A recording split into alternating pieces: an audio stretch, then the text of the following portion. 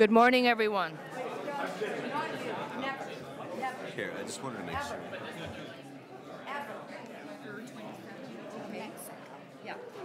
I'd like to invite everyone to take a seat. It's time for us to start this meeting.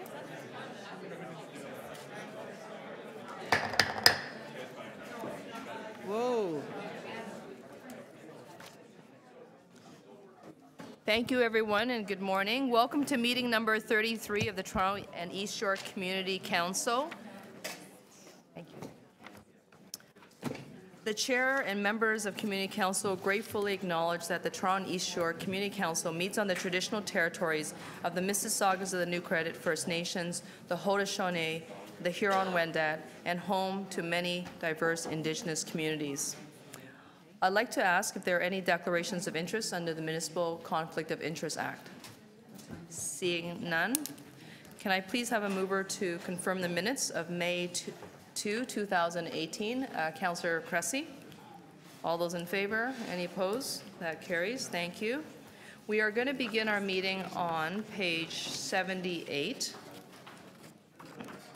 on the goldenrod sheets. Starting on page 78, TE 33.39, appointments to Business Improvement Area Boards of Management. Is there a motion? Okay. Yes, if I could, I have a technical amendment. We were sent some names from the West Queen West BIA to be removed, to add some names from the West Queen West BIA. We were having a difficult time reaching quorum. Okay. Members, the motion is on the screen. All those in favor? Any opposed? Any item as amended? Any opposed? That carries. Thank you. Okay. We are going to add new business a little bit later. Let's just go through this portion first. This will be a fairly long meeting, but not as long as the next meeting. TE 33.40, proposed official naming of a future park at Bathurst Street and Fort York Boulevard, Ward 20. Thank you, and I'm going to move staff recommendations. And if I could make a comment, this is to change the name of what is to become, originally it was the Mouth of the Creek Park, immediately north of the Fort York Library. We are changing the name with staff support to Lower Garrison Creek Park to connect Upper Garrison Creek to the lower. And I just want to note in making this and bringing this forward that Stephen Otto, recently departed, championed this initiative and the area for decades. And I'm only sad that we weren't able to get this done before his untimely passing. Thank you. Hear, hear. All those in favor? Any opposed? That carries. Thank you. TE 33.41, assigning the ceremonial name Barbara Turnbull Way to Oak Hall Lane, Ward 28. Thanks, Madam Chair. Before I move staff recommendations, I'd like to take a minute to note the contributions of this remarkable woman. After being paralyzed from the neck down as a teenager by a shooting in 1983, Barbara went on to study journalism, joined the Toronto Star as a reporter, and published 2 books on living with quadriplegia. She created a foundation that has raised significant funds in support of leading-edge research to solving spinal cord injuries. In 2015, Barbara was posthumously invested as a member of the Order of Canada. Barbara was a longtime St. Lawrence neighbourhood resident of 35 Church Street, and her unit overlooked Oak Hall Lane. This lane runs along the Toronto Sculpture Garden, which is about to relaunch its programming on Thursday. Barbara was a local activist as well and lent her expertise to the Bursey Park redesign to ensure it was a space to be enjoyed by all. This ceremonial naming is a fitting tribute to a person who lived a powerful life while living with a disability. Thank you. Thank you very much, Councillor. All those in favour? Any opposed? That carries. TE 33.42, Lower Young Public Realm Concept Plan, Final Report, Ward 28. Thank you, Madam Chair. I'll move approval of staff recommendations. Okay. All those in favour? Any opposed? Carried. Thank you. TE 33.43, Portlands, Interim Control Bylaws Extension Final Report, Ward 30. Move staff recommendation. Okay. All those. I'm moving the staff recommendation. Councillor has moved staff recommendations. All those in favour? Any opposed? That carries. Thank you. TE 33.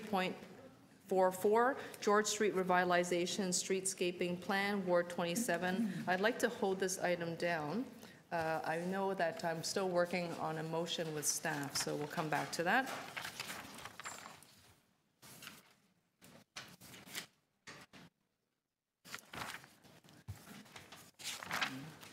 TE 33.45, Assumption of Services, Bridgepoint Health Subdivision, Registered Plan 66M-2468, Ward 30. Okay, that's held. Hold that.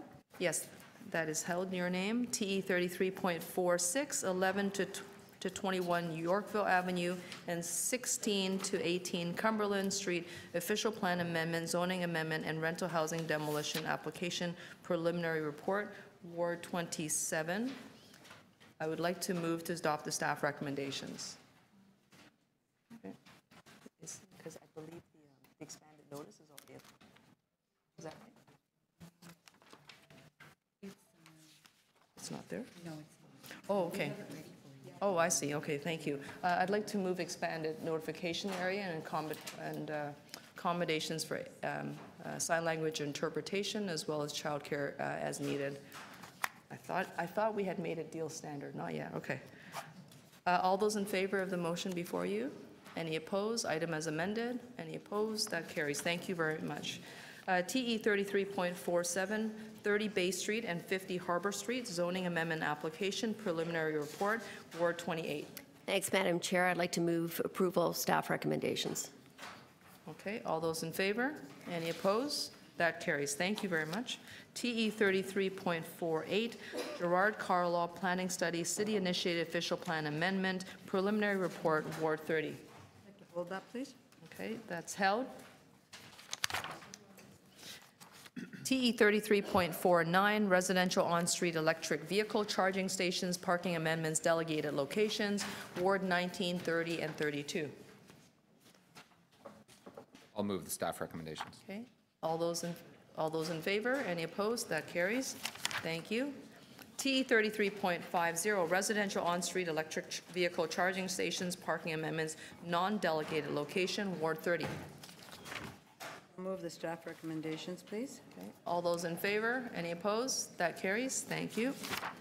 TE 33.51, construction staging area 99 Atlantic Avenue, Ward 19. I'd like to send this item to council without recommendation.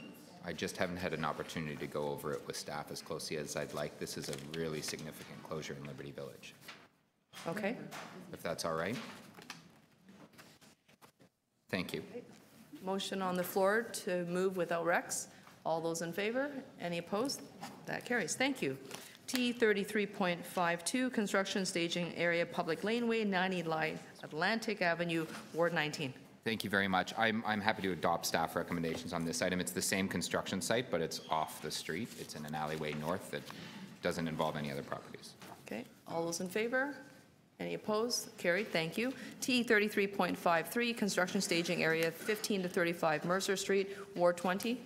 I'd just like to hold that down for 1 second to make sure I touch base with all the stakeholders who are here. Okay, and thank you very much. The clerk also just alerted me that we also have a deputant. Oh, we do? Okay. Yes, okay. And TE 33.54, construction staging area Forest Hill Road, 200 St. Clair Avenue West, Ward 22. I'm going to defer this for a cycle. None of here. Okay. 1 month deferral? Okay, the motion on the floor to defer for 1 cycle. All those in favor? Any opposed? That carries. Thank you. TE 33.55, construction staging area time extension, 94 Cumberland Street, Ward 27. I would simply move the recommendations in the staff report. We're so close to finishing this building. All those in favor? Any opposed? That carries. Thank you. TE 33.56, construction staging area 65 to 89 King Street East and 46 Colburn Street, Ward 28. Thank you, Madam Chair. I'll be moving staff recommendations, please. The approval of staff recommendations. Okay. All those in favor? Any opposed? Carried. Thank you. TE 33.57, installation removal of on-street accessible parking spaces, May 2018, delegated, affecting a number of wards, 18, 19, 20, 30, 32.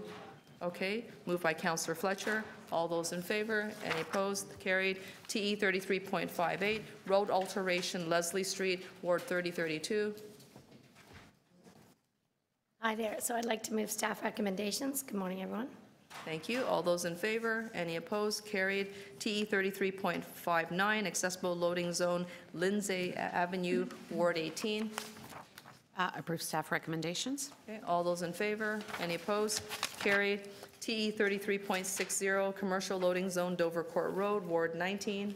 Yes, thank you very much. I'd like to move the staff recommendations. All those in favor? Any opposed? Carried. Thank you. TE 33.61, commercial loading zone, Victoria Street, Ward 28. Thank you. I'll be moving staff recommendations. Okay, all those in favor? Any opposed? Carried. TE 33.62, school bus loading zone, Palmer Avenue, Ward 31. Move adoption. Okay, all those in favor? Any opposed? Carried. TE 33.63, school bus loading zone, Plains Road, Ward 31. Move adoption. All those in favor? Any opposed? Carried. TE 33.64, vehicle with restriction, Ray Lane, Ward 28. Thank you. Moving approval of staff recommendations. All those in favor? Any opposed? Carried. TE 33.65, parking amendment, Dover Court Road, Ward 19. Yes, thank you. I'll move the staff recommendations. All those in favor? Any opposed? Carried. T 33.66, traffic and parking amendments, Baldwin Street between Spadina Avenue and Augusta Avenue, Ward 20. Sorry, could you just repeat the Sure, title? no problems. TE 33.66, parking. Oh, I'm going to defer that for one cycle to July, if that's all right, please. Okay, that agenda is getting very full. 1 month, There's only one cycle. 1 month deferral. All those in favor? Any opposed? You all better show up to this meeting. Okay, that carries. Thank you. Bring your jammies. Yeah. I know there's, anyways, hang on tight. TE 33.67, parking amendments, Brown Low Avenue, Ward 22. I move approval. Okay, all those in favor? Any opposed? Carried, thank you. TE 33.68, parking amendments, Cheston Road, Ward 22. I move approval. All those in favor? Any opposed? Carried. TE 33.69, parking amendments, Charles Street East, Ward 27. I move the recommendations in the staff report. All those in favor? Any opposed? Carried. TE 33.70, parking amendments, Wagstaff Drive, Ward 30.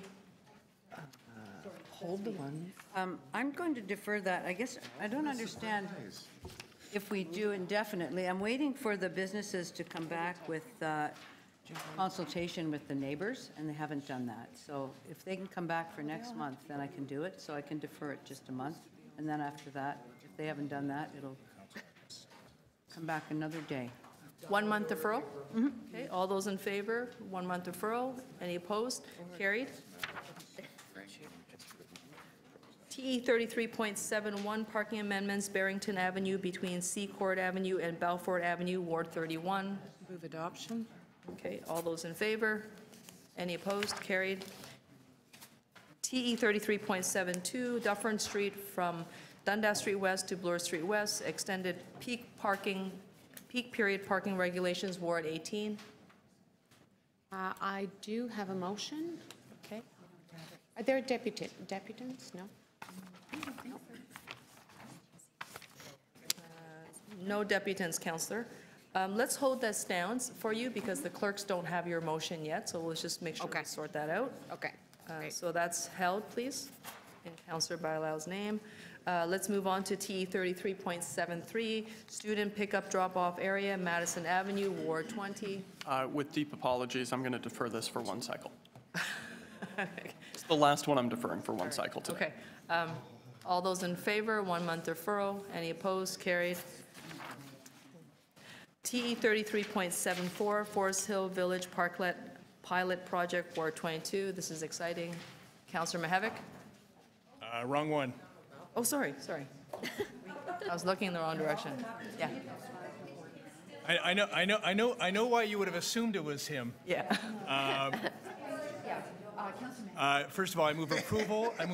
I want to acknowledge the Forest Hill Village BIA for see. doing a good job in consulting the community and moving forward with this initiative. And any of you who want to see Councillor Mihevc sitting in front of What a Bagel out on the street eating bagels and drinking coffee, vote for this motion. Nice. Councillor Matlow, I'm going to, the clerks have advised that there's a revised report coming, so can you hold Oh, it down? I'll hold it down. And we'll come back. I won't to it. defer. I won't defer it for a month. No, you can make that wonderful speech again later. TE 33.75, parking meter removal, Rowanwood Avenue, Ward 27. I've moved to adopt the staff recommendations. All those in favor? Any opposed? Carried. Thank you. TE 33.76, short-term parking, Gerard Street East, Ward 27. Move the recommendations in the staff report. All those in favor? Any opposed? Carried. TE 33.77, traffic safety, Sudan Avenue, Ward 22. And with my apologies to my colleagues, I have to defer this for a month because we have the info, but we now need to consult with residents on the street. All those in favor? Any opposed? That carries. TE 33.78, traffic control signals and pedestrian crossover, Lansdowne Avenue between Whittalk Avenue and Bloor Street West, Ward 18. Thank you, and I do have a motion. And I ask for your support for the installation of this crosswalk. Motion is on the screen. All those in favor? Any opposed? Item as amended. All those in favor? Any opposed? Carried. TE 33.79, right turn on red prohibitions, Bloor Street West and Lansdowne Avenue, Ward 18. Approve staff recommendations. All those in favor? Any opposed? Carried. TE 33.80, traffic control signals, Bay Street and Grenville Street, Ward 27. Yes. I'd like to move the alternative recommendations and to approve the installation of the traffic control signals at the intersection of Bay and Grenville. All those in favor? Any opposed? Item as amended. Any opposed? Carried. Thank you. TE 33.81, traffic control signals, Broadview Avenue and Bridgepoint Drive, Ward 30. I'm just going to hold that. Goes with the other one, assumption of services. Okay, Councillor, thank you. TE 33.82, temporary traffic control signal, Leslie Street and Unwin Avenue, Ward 30. I'll move that, but note that it's on both sides, Ward 32 and 30. It's for a very, very large project by Toronto Water, which will build out the site, right? It's building out the south end of the Toronto Water site, creating a wetland. And there's going to be so many trucks, there's a temporary signal. So Yes.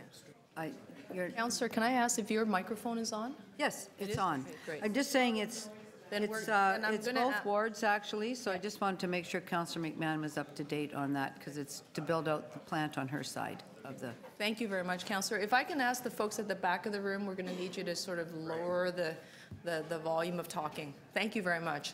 All those in favor? Any opposed? Carried. Thank you. TE 33.83, all-way stop control Dan Leckie Way and Housey Street, Ward 20.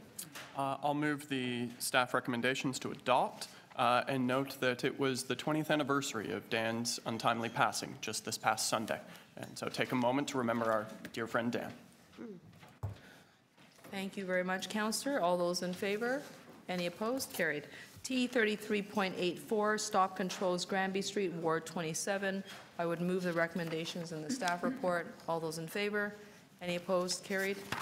TE 33.85, stop control Laneway at Glen Eden Crescent and Laneway at Glenfield Crescent, Ward 31. Ward 31. We're on item number 85. Stop control laneway at Glen Eden Crescent. Move adoption. Okay, all those in favor? Any opposed? Carried. And we're moving on to deferred items from May 2018. TE 33.86, traffic calming speed humps, Rousset Avenue, Ward 18. For indefinitely. All those in favor to never see it again? Just joking. You can bring it back anytime. Any opposed? That carries. Thank you very much.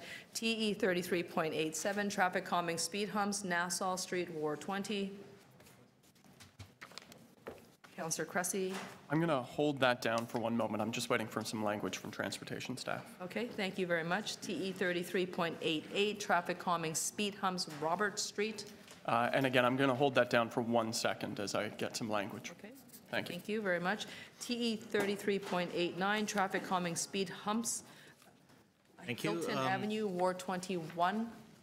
Thank you, Madam Speaker. Madam Chair, I'll move the alternate recommendations. Okay. Motion's on the screen. All those in favor? Any opposed? Item as amended. Any opposed? Carried. Thank you. TE 33.90, traffic calming speed humps Nealon Avenue, Ward 29. I'm going to be moving the alternate recommendations. Okay. Motion is on the screen. All those in favor? Any opposed? Item as amended. Any opposed? Carried. TE 33.91, traffic calming speed humps McGee Street, Ward 30. Yes, I'm going to move the alternate recommendations, but in light of the motions that we passed at council, just going to ask staff if these will come to us in a different way based on your recommendations rather than. That's why Joe's held his. So I'll hold mine and then we'll do them all together, I think so we understand exactly what the new process will be. Okay, so we won't vote on that. Councillor Fletcher is going to hold that. We'll come back to it. Madam, Yep. now that everyone's had an opportunity to immerse themselves in the technical amendments of 33.74, perhaps we could approve that.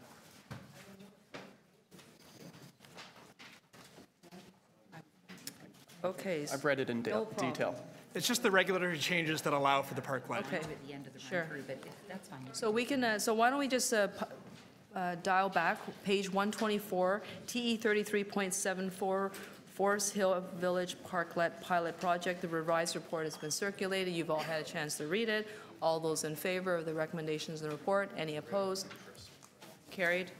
Thank you very much. Let's move forward. And now we are at TE 33.92, traffic calming speed humps, Simpson Avenue, Ward 30. So radical, they could be putting NDP. Okay. So we are holding that in your name. TE 33.93, traffic calming speed humps, Hammersmith Avenue, Ward 32. Thank you very much. I'd like to move alternate recommendations, please. Motion is on the screen. All those in favor? Any opposed? Item as amended. Any opposed? Carried. Thank you. TE 33.94, speed humps, poll results, Crawford Street, Ward 19. Yes, thank you very much. There is a speaker to the item, but it's item 94. So if are there any members of the public here to speak to this item, including Tim? Are you here, Tim? You want to identify yourself? Okay. Well, unfortunately, then we'll just have to wait until that time. So item number 94 is held for deputants. TE 33.95, Rivertown proposed installation of crosswalk markings, bike route sharrows, and speed bumps, Ward 30. Not surprisingly, I'm just going to hold this because since we've done this, World's Finest Cars has moved in, and I know we've had a conversation about the impact of so many vehicles through the revised Rivertown, and having been there last night, I can tell you it's catastrophic. So I would like to review that with staff prior to. Okay, that's held in your name, Councillor. TE 33.96, proposed installation of speed bumps, North First South Public Lane, east of Coxwell Avenue, between Plains Road and O'Connor Drive, Ward 31. I move adoption. All those in favor? Any opposed? Carried. TE 33.97, nomination for appointment to Cecil Community Center Board of Management, Ward 20. I'm going to move the recommendations. All those in favor? Any opposed? Carried. TE 33.98, nominations for appointment to the Apple Grove Community Complex Board of Management, Ward 32. We have staff recommendations, please. All those in favor? And note that this will be over in Councillor Fletcher's new ward eventually.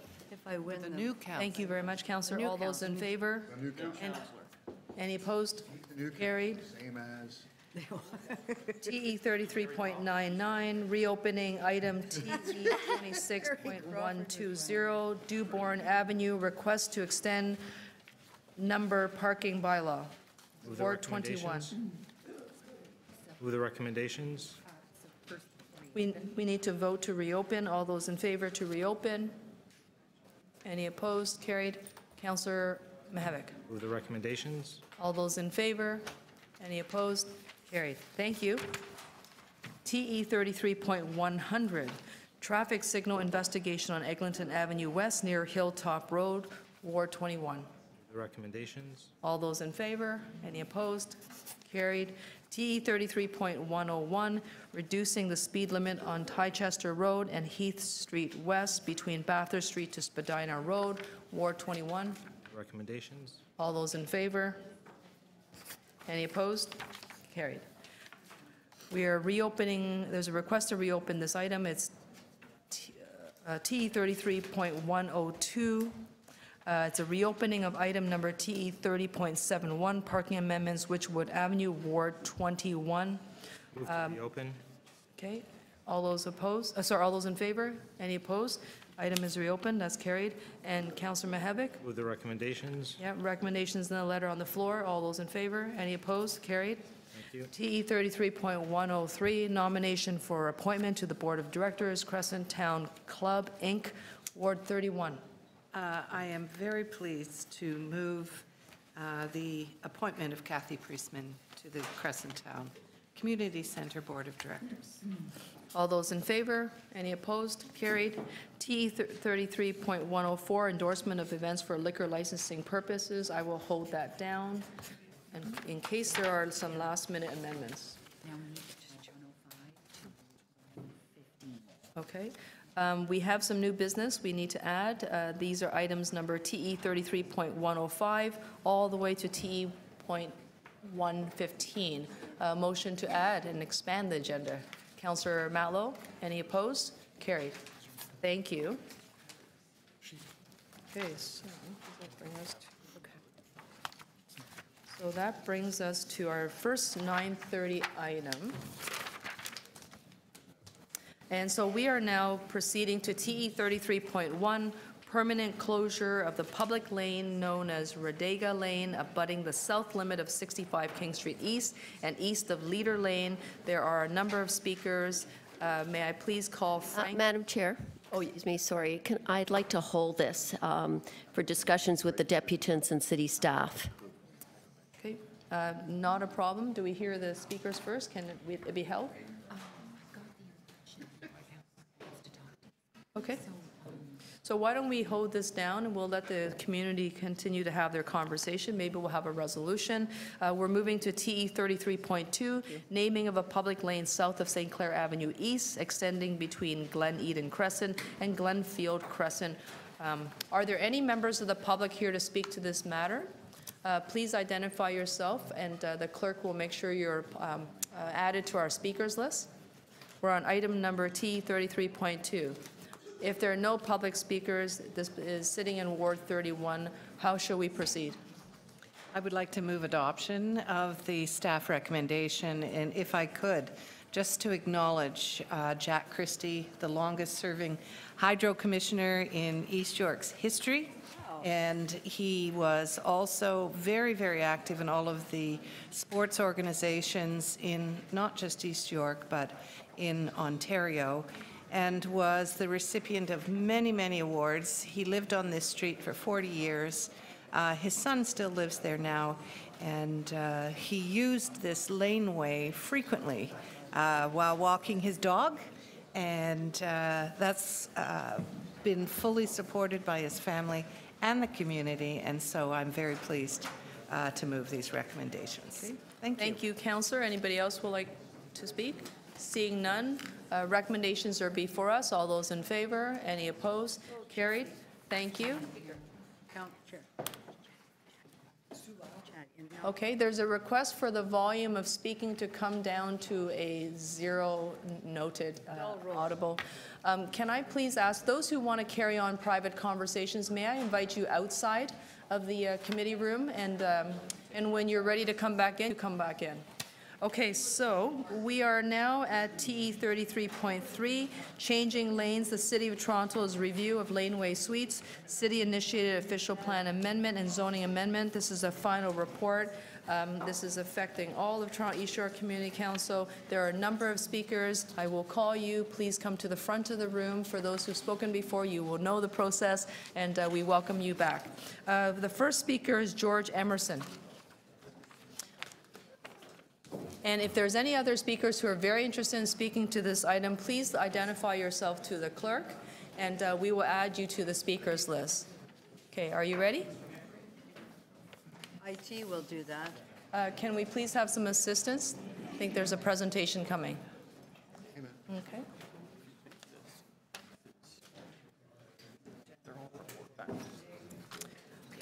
Just so we can move things along, I just want to let the next speakers know their order of speaking so you can be prepared. Our next speaker is Graham Haines, and followed by Paul Bedford.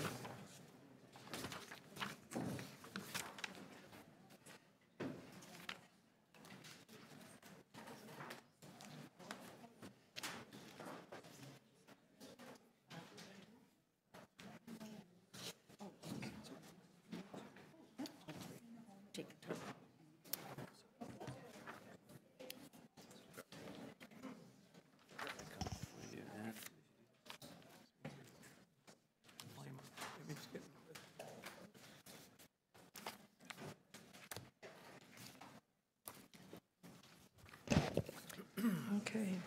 George, welcome. And the clock is on your left-hand side. You will have 5 minutes. Proceed when you're ready. Okay. Morning, councillors. First, I want to say thank you to each and every councillor here for all your hard work. I have a sense of what's involved in your job. I grew up around City Hall politics. This is my mother, Anna Emerson. She managed the mayor's office in Halifax. Many people urged her to run for Halifax City Council, but Mom said, I deal with 25 councillors every day, but they have to deal with at least 250 people every day. Who'd want that job? I know it's hard to please everyone, but today I've got an easy one for you, because as a philosopher once said, if mama ain't happy, ain't nobody happy. You can make some mamas happy today. I'm going to introduce you to another one. This is my mother-in-law, my family's matriarch, Mrs. Daphne Mullings. She's in her 90th year. She came to Parkdale in 1967, one of the first non-white registered nurses in Canada, an RN for sick kids, and for many years Toronto Public Health. She'd be here today, but she's visiting her 104-year-old sister in England. But she did send this message to you. We had some volume.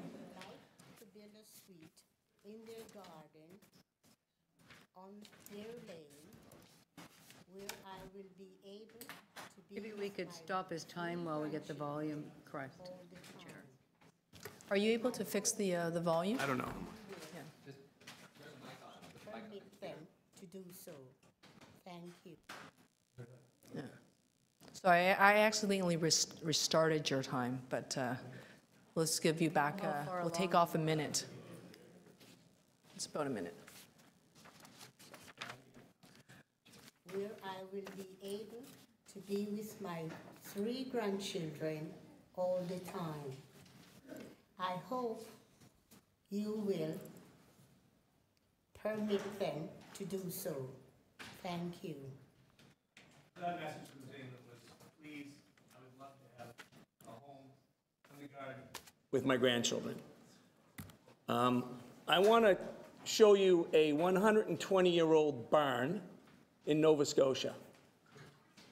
Nope, just kidding. That's a 120-year-old laneway structure off my street in Parkdale. That's a 19th century building. This is what zoning policies encourage today. There's my bike that I ride through all the lanes of Toronto. And in my observation, about 50% of the laneway infrastructure in Toronto is derelict. It's like that. The other 50% is, in my opinion, severely underutilized land, not the highest and best use of land. So I would ride my bike 25 years ago to derelict old buildings where I worked with other guys building things. What were we building? Internet companies. Internet companies in Toronto that occupied these buildings, zoned or not, attracted have attracted over the last 25 years untold tens of millions, hundreds of millions of dollars in investment and created tens of thousands of jobs. That was all organic growth. We didn't ask the city for anything. We just asked the city to get out of our way and to let us grow. And that's the same situation you have with housing. This is flashing forward 25 years. This is last week in Parkdale, our residents association. The agenda, Laneway Suites. The number of people you see is 5 times the turnout we ever get at the Roncesvalles Residents Association. I just want you to look at those forces leaning forward, wanting to be unleashed. People voted 70 to 1 in favor of Laneway Suites, and the one nay came up afterwards and wanted her vote amended to, I want a couple of changes. I believe you guys have contemplated those changes she wants. I hope they'll be adopted today. So I just want to remind you, this is what happens when you keep Toronto on a leash. This is what is in many lanes around Toronto. This, 1 block away, is what happens when someone unleashes themselves. This got snuck through all the restrictions that we place. That has a green roof. It's a net zero building. It's all within code. I don't think anyone lives there, but no one's really asking. But this is happening in Toronto, whether you restrict it or not. Why not let it happen in a way that we can all control it and that gives fair access to everybody who's got the drive to make Toronto a more livable city? So here's Mama, Grandma as we call her, yesterday, and there's her grandson at prom last week. These people need better housing options. I urge you to vote for them today. Thank you all very much. Councillor Mihevc, you had some questions about how you could do this yourself. I'm happy to take those questions now. Councillor Cressy and Layton, I think you guys were conspiring to do something like this. I've done a lot of research. I can help you figure it out. But again, thank you all, Council. Thank you for your hard work. For you to live in. Great. That's right. Thank you very much, George. Are there any questions for the Speaker? Councillor Cressy? In the interest of clarifying the record, you are aware that by conspiring, this was my attempt to live in Mike Layton's backyard, correct? Was there free beer involved or something? Chickens. Okay. Thank you very much, George. Thank you. Our next speaker is Graham Haines. Graham, are you here? Great, wonderful. Come on up.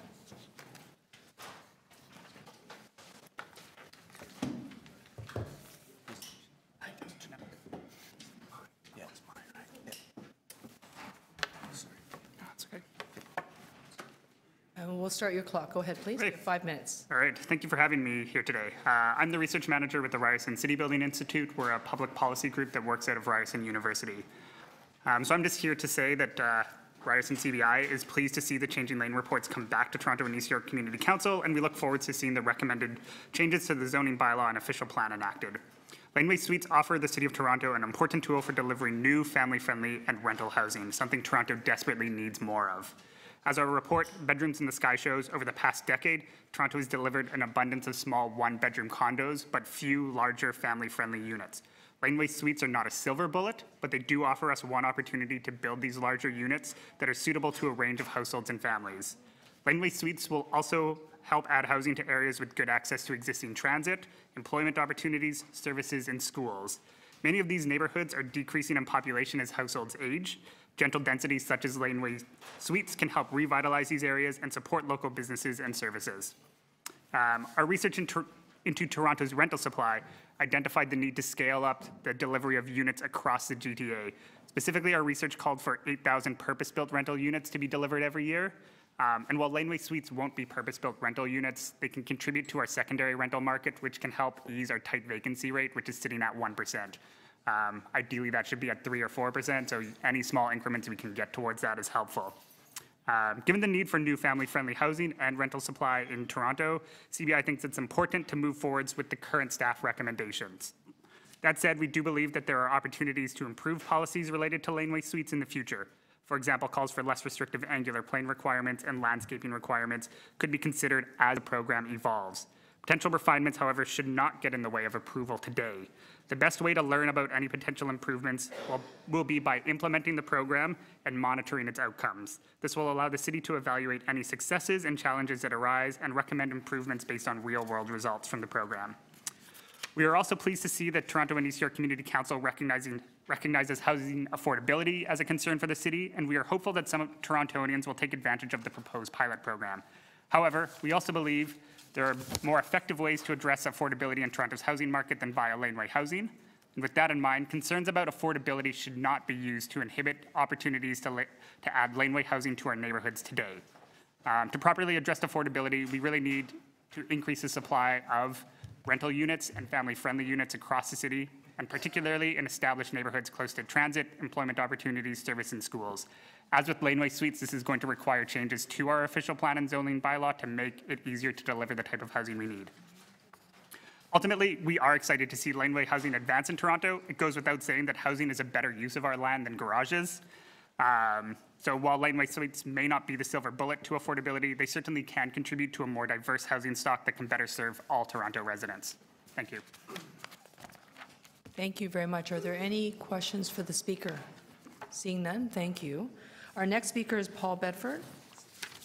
Thank you, Paul. And as Paul gets to the front, following Paul will be Sarah Klamahenga, Mark DePrato, and Nati Zavik. And we're going to restart your clock now. Go ahead. Okay, good morning, councillors. I'm happy to be here to speak in support of laneway housing. And I'm just going to make three very simple points. I'm going to talk about the process that you've gone through. I'm going to talk about the concept, and then I'm going to talk about the next steps. First of all, the process. I think you've done your homework. This is first thing I want to say is this is not a new idea. When I was here, we talked about this over 20 years ago. And it was sort of a vague idea, and maybe now, maybe later. Well, now is later. You have two comprehensive staff reports before you that have spelled out a very solid planning framework as to how to move forward with this exciting concept.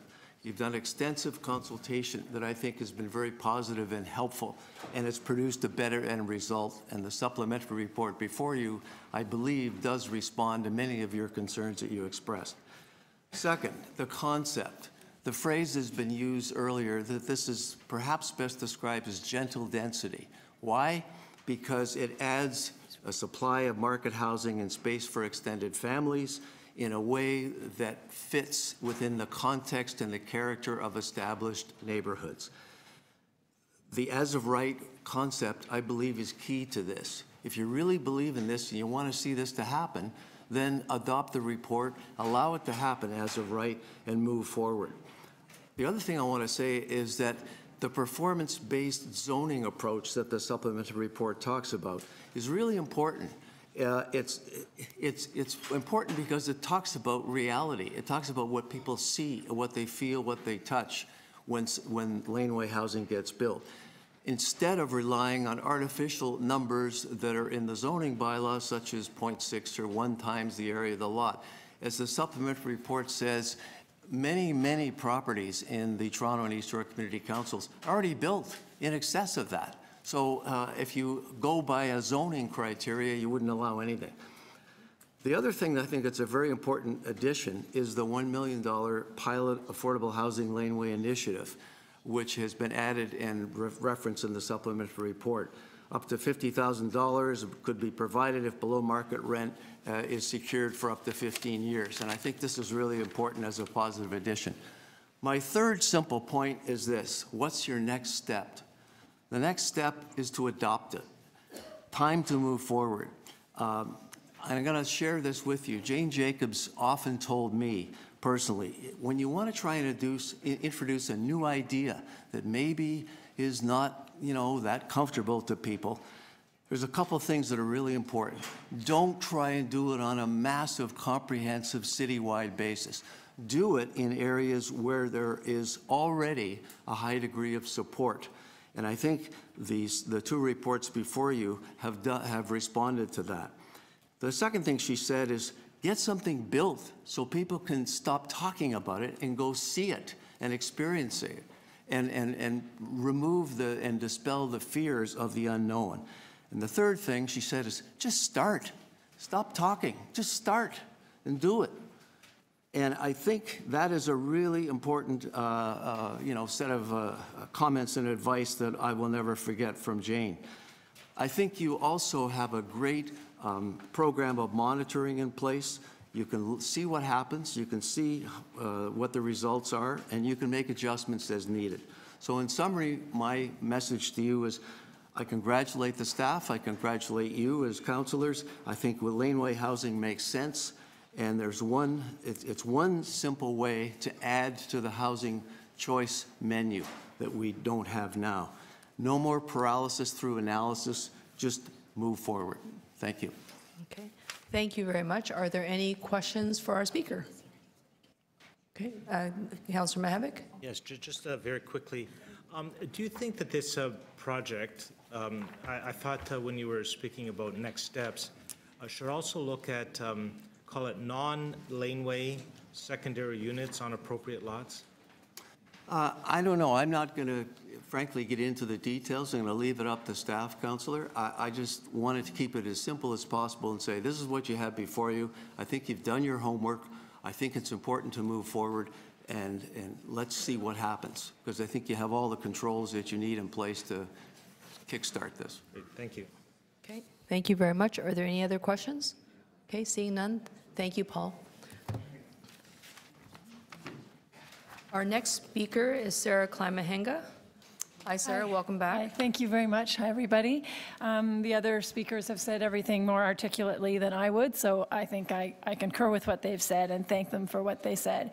And thank you for having this report and considering it. I just wanted to give you my personal perspective. I have a 2-car garage in my backyard. I would happily convert it into housing. That would enable my parents who live in the city to age in place close to me. It would free up their apartment. Another thing it could allow me to do is my 3 children would be able to afford to live in the city because they could potentially live in a laneway unit. So personally, I would really like to see this happen. The other thing is my laneway is not a well cared for or tended place. It's litter strewn, it's neglected, it's kind of a loitering area. I don't feel particularly safe at night walking through my laneway. So that's another reason I'd really like to see it utilized and cared for. I'm excited to have people using that space, and I know it will be much safer and nicer. Finally, many of my neighbors feel the same way. They just don't have time to come down and depute, but I wish I got a video the way the first speaker did. That was fantastic to bring that perspective, and there's a lot of people in my area who would love to see laneway housing proceed, so I hope you can go forward today, and thank you very much for all the work that you have done and that staff has done. Thank you. Great. Thank you very much, Sarah. Are there any questions for the speaker? Okay, seeing none, thank you. Our next speaker is Mark Drapato, and Mark, welcome. I will start your clock when you're ready. Thank you. Yeah, it's Mark DePrato. Thank you. Yes, thank you. So my first time here speaking to council, and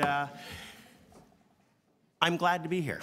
And the reason I'm glad to be here is because my wife and I made a very difficult decision over 20 years ago, or about 20 years ago, when we gave birth to a severely disabled son. And in that decision, we had to decide one thing: where are we going to live?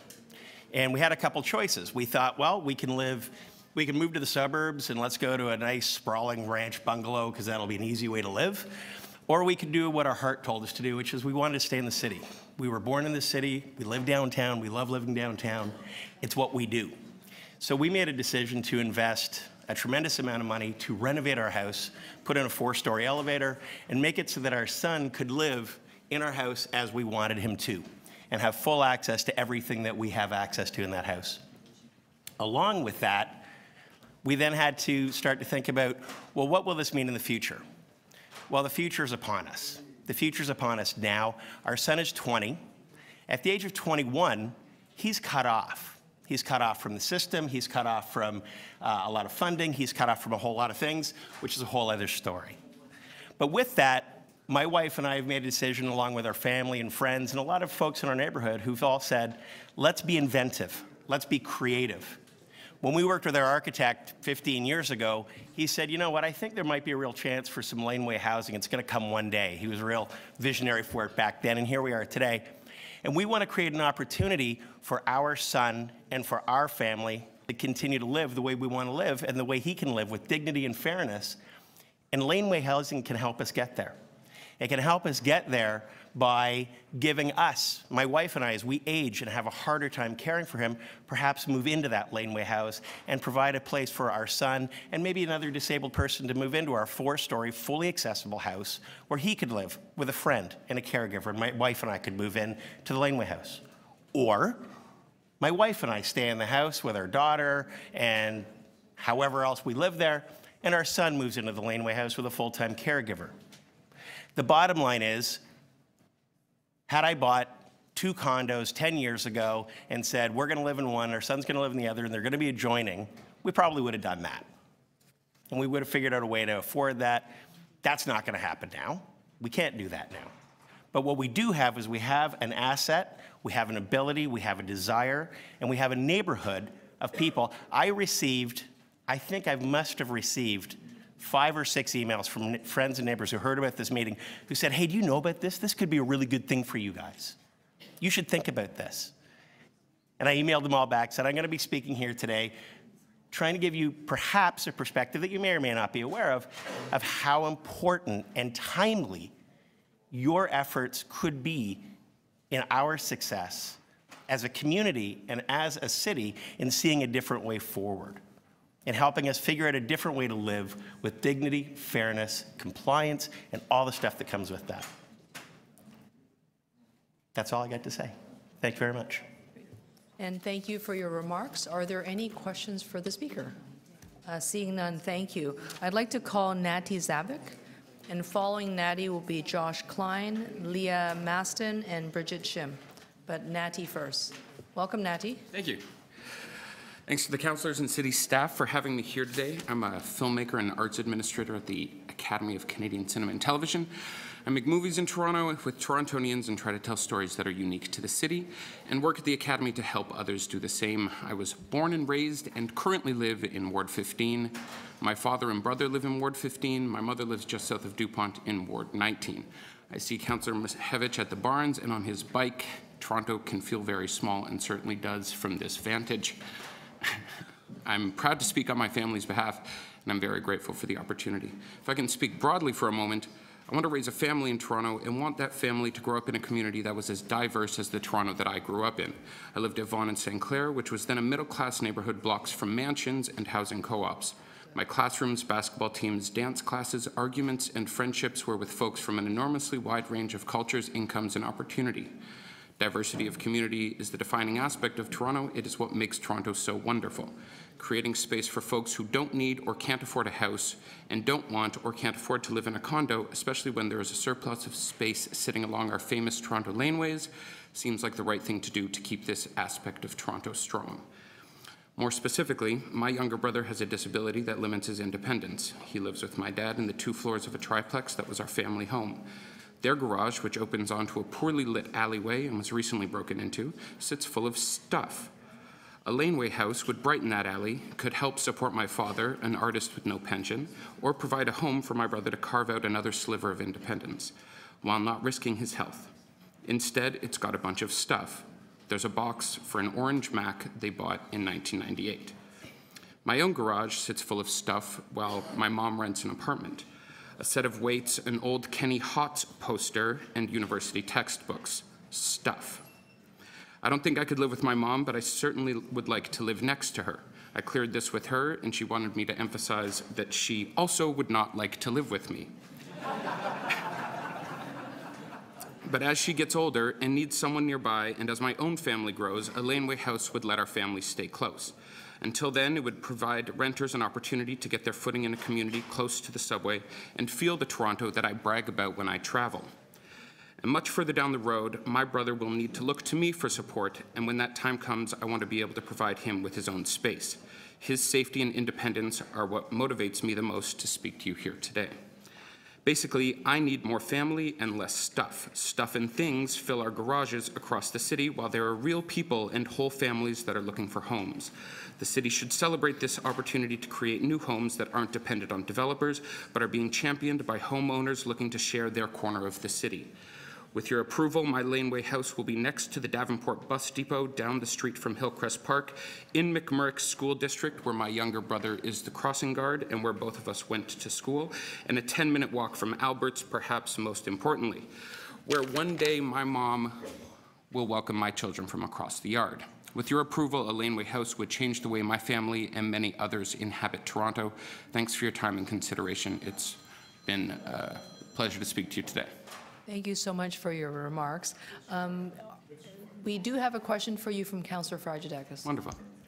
Thanks so much, Mr. Zavitz, for coming out and disputing. So I just wanted to be clear. Did you say that you live in Ward 15? 15, that's right. Okay, so Ward 15, I'm not sure if you're aware, is in the North York District, and it's actually not... And I got that wrong. 21. There we go. Oh, okay. All right, then. There we go. Yeah, the website is wrong, you guys. Oh, okay. Just for clarification. Absolutely. Yeah. Anticipating, you know? Okay. Thank you very much. Thank you very much for the clarification. Thank you. And Councillor Layton, is that a hand to indicate? No? Anyone else with questions? No? Thank you very much. Thank you very much. Our next speaker is Josh Klein. Hi, Josh. Welcome. I'm going to start your clock, and when you're ready, 5 minutes. Thank you. Thank you, Madam Chair and councillors, for having me in today. Can I just ask you to hold on? Can I ask everyone to keep your talking to a minimum? I'd like to hear the deputants. I'm sure there are others as well. Please go ahead. Thank you. So my reason for coming to speak today is I understand Laneway Housing had some pushback with regards to the city wanting to implement further affordable housing measures within the implementation of this program. And I think my information here today is, or the reason I'm here today is just to provide a little bit of information on how effective this program is to help out the communities as a whole, as well as address some of the affordable housing issues that are sitting in front of the city. So I'm going to start off with a couple facts. Love it. I'm sure many of you guys are aware that one-bedroom housing or one-bedroom rentals in Toronto have increased by 11.5%. To $2,000 a month, or just under $2,000 a month. Two-bedroom units have increased rental prices to $2,650 a month, which is an increase of just over 9%. Vacancy rate is the lowest historically in Toronto, sitting just under or at 0.07%, which is historically the lowest that I know of. And I think according to the TREP stats, it's also the lowest on record. The lack of available supply in the rental housing segment is a large reason that you've seen this incredible growth in rental prices here in Toronto. The way that the Laneway Housing Plan has been implemented is really designed at a non-severable lot, which really allows for an increased supply of rental housing within our markets. We also have the opportunity here to alleviate some of the other issues that we're having in the city. I know there's, according to Canadian Centre for the Economic Analysis that was done earlier on in 2017, there's a reported 2.2 million empty bedrooms within the city. There is a, by allowing these types of developments to take place, people who want to maintain or stay in their neighborhoods and maintain the fabric that they've created are able to create other options for them to stay in their neighborhood and, you know, maybe move into their laneway housing, allowing for all those empty bedrooms in their houses to be rented out and, again, increase the amount of supply that would be available to people within our city. People want to stay in their neighborhoods. This is a viable opportunity for people to stay in their neighborhoods and alleviate those empty bedrooms. At the town hall that Councillor Wong Tam hosted earlier on this year, or I think it was last month as well at U of T, there was certain discussions, or there were certain comments that kept on coming up where it's very difficult for the individual homeowner to really contribute in a tangible way at executing just a method to alleviate some of these pressures that we have on the availability of rental stock, which is leading to this crazy increase in prices for our rental housing. This makes again a tangible way of allowing communities and individuals to create housing and help with this problem beyond community organized efforts to lobby government. And then there's another side of this as well, where developers, when they deal with growing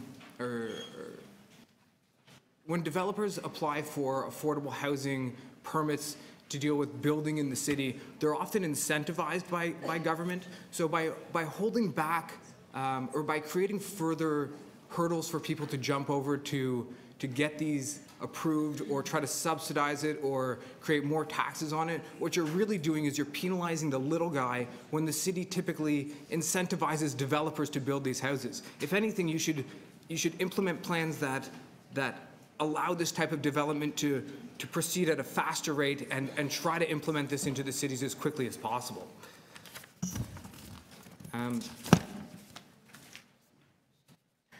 The province of Ontario has also strongly recommended that we look at secondary suites and implementing secondary suites. It requires the municipalities to look at their policies and plans. This falls into that policy and plan. They're talking about auxiliary housing. They have identified this as a sustainable way of increasing affordable housing simply by adding more inventory into our city. This hits the marks on that element.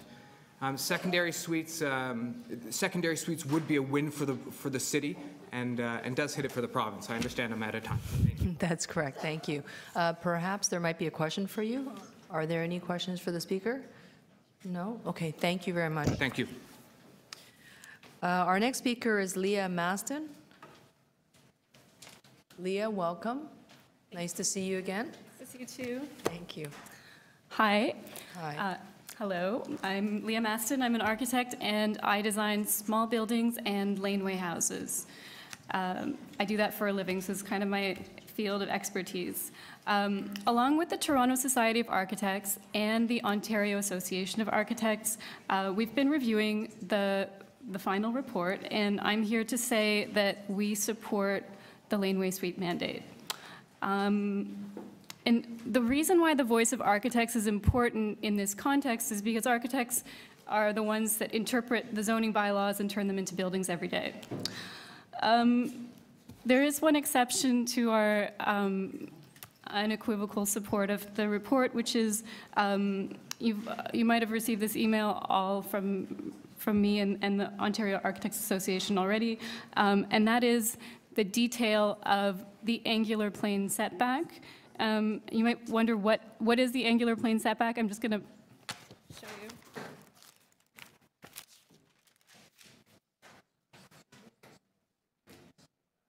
The angular plane setback is that.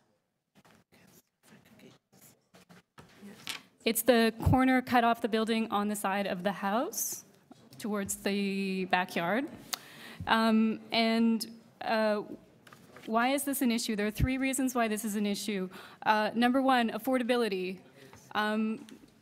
If you remove that amount of space on the second floor, that means that it's not livable space under the angular plane, and that removes the amount of floor space that is about equivalent to one bedroom. So one bedroom equals maybe one person. And does it make it less expensive to build? Not really. You could kind of build the same, you could probably build something without the angular plane for the same price. The second reason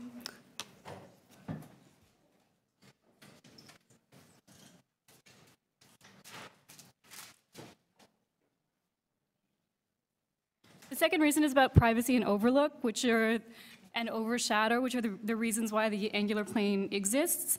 And I personally would argue that if I am allowed to build dormer windows in the corners of the building, then the building will overshadow the neighbors and have as much overlook in any case.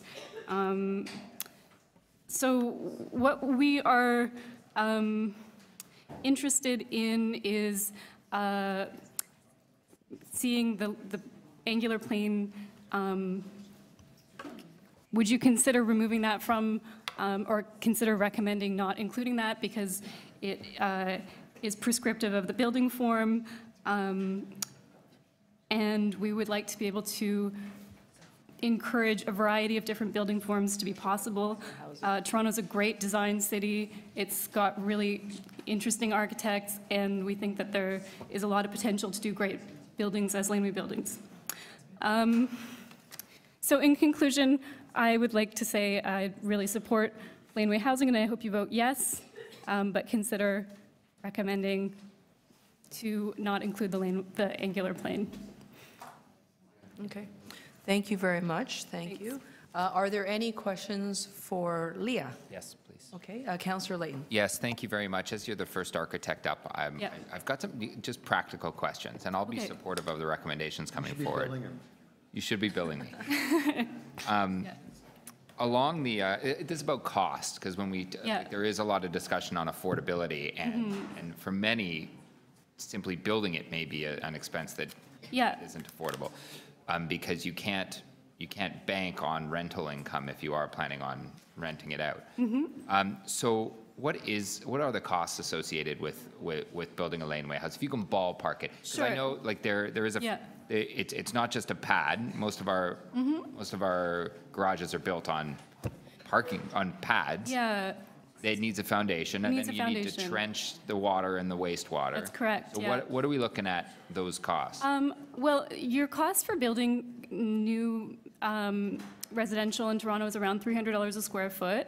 I would say these buildings are going to cost between $300,000 and $600,000 to build. They could be less, but if you really include all of the costs of servicing and your cost of the professionals, like the consultants, construction, permitting, it would add up to a number. 300 to 600. Well, it could be less. It could be less, but it depends on what you're building. You know, like a two-story. Like a two-story. 800 square foot. You're not going to get 2 stories. Okay. No, I'm just trying to get a ballpark of what it would look like for a homeowner that's carrying $500,000 on their mortgage. Yeah. What it would take to actually do this, because that's going to impact uptake. And I'm going to suggest that maybe Councillor Layton speak to you offline if you want to carry on this conversation. Anyone else with questions for Leah? Okay, seeing none, Leah, thank you very much for your deputation. Thank you. Yeah. Our next speaker is Bridget Shim. Bridget, welcome. Following Bridget will be Lauren Stevens and Gary Wright. All very familiar people. Okay, Bridget, welcome. Thank you so much. My name is Bridget Shim. I'm an architect, and I'm also a professor at the Faculty of Architecture, Landscape and Design at the University of Toronto. I designed and built a house in an East End neighborhood in the early 1990s, and the site we found was filled with abandoned cars left there by our neighbors. This house that we built demonstrates the potential of laneways to strengthen and stabilize neighborhoods. My husband and I have raised our 2 children, and it's the only house they've known. In 2003, I worked with my students at the University of Toronto, and we put together a book called Sight Unseen, Laneway Architecture and Urbanism in Toronto. My master's students in architecture, landscape, and urban design researched the potential of laneways, and in a way, we felt this was such a viable possibility. In 2003, we submitted this work to the Toronto Architecture and Urban Design Awards. We didn't know if it belonged in the student project category or the vision and master plan category. And to my surprise, my students and I received the Award of Excellence for Vision and Master Plan. In a way, I just wanted to give you a few excerpts from the jury comments. They talked about this being an extensive body of research about laneway intensification and development in Toronto, that it was rigorous and well presented, and the body of work is grounded in the real thesis, which is about changing the city's policies regarding laneway architecture. So this is 2003. And also it goes on to say that in 2003, now 15 years ago, this work was long overdue. So this design studio in the University of Toronto recognized and explored the unique opportunity of existing laneway networks to provide a resource for the city, defining a new and important built form and open space network within the fabric of our existing Toronto. So I'm here to say that I firmly support this Laneway initiative, and I've been supporting it for the last 2 decades. I truly appreciate the enormous effort of city staff in preparing these thoughtful guidelines. Upon careful review of the guidelines, I would really agree with 95% of their work, and I respectfully request the removal of the requirement for the angular plane for 2 reasons. The angular plane design requirement is restrictive. It will hamper design excellence and the potential of laneway housing. My hope is that laneway housing is really a beacon for good design that also simultaneously reinforces our existing neighborhoods across the city. Also, this angular plane requirement will hamper the ability of laneway housing to address the pressing citywide issue of housing affordability by limiting the micro dimensions of the interior second floor plate. We're talking inches throughout this area, but it actually matters because these are bedrooms, the potential to really maximize the second floor of a laneway suite. And in closing, laneway intensification is an issue that has been around for decades, and it is essential to support and to pass this motion and to ensure that we can define the best built form and the best open space framework possible, reinforcing the existing fabric in our great neighborhoods in Toronto, and to ensure that by passing this, there will be a kind of continued vitality in all of these neighborhoods for decades to come. Thank you. Thank you very much, Bridget. Are there any questions for the speaker? Okay, seeing none, thank you. Great, thank you. Our next speaker is Lauren Stephen. Lauren, are you here? Lauren Stevens. Okay, we may come back to Lauren. I may call your name again. Gary Wright is our next speaker. Gary, welcome. Welcome back. Thank you very much. As Mr. Bedford said, this item in particular has had a long history. I can remember many discussions myself with staff, always a difficult issue to confront, and I'm very pleased that through a coordinated effort of councillors, community, and staff, we now have something that can move forward and will be a really good thing for the city. There's been lots of good work done on this, certainly a lot of community consultation, a lot of staff work, a lot of technical analysis, and I think the right framework is in front of you. And the principle that the housing is subordinate to the main structure is a key one, and also that it cannot be severed. That was one of the things we always worried about when we dealt with this issue. You know, we don't want a separate house behind a house. So with those kind of principles in mind, it's the right time to bring this to fruition. I think there's also good infrastructure in place. And adding modest density by way of laneway housing is a very good idea. It will add to the rental housing stock over time. I don't expect this to be hundreds and hundreds of units in a year. Maybe it will be, but over time it will add to that stock, which I think is critically important to the city. And it will add diversity to the neighborhood housing stock. That's something that I think is also important because sometimes these neighborhoods can be a bit static. The official plan says everything has to be within the character of the neighborhood. And I think we need to find creative ways to add diversity to that. And something also is that as-of-right zoning is the key to this. Without as-of-right zoning, there's just too much process. And I think the process has happened. Now's the time to move forward with as-of-right zoning. I think it will also make Toronto a more interesting city. And cities need to be interesting. They need to continually differentiate themselves from their surroundings, the suburbs, the exurbs, all of those kinds of things. And adding these modest little things, I think these small interventions make the city a more interesting place to live, more place to work, certainly more interesting place to walk around. And we don't always need a big move to do that. Sometimes the small moves will accomplish that. There's also, I think, over time, the opportunity to actually make these laneways more attractive, and that's not a bad thing.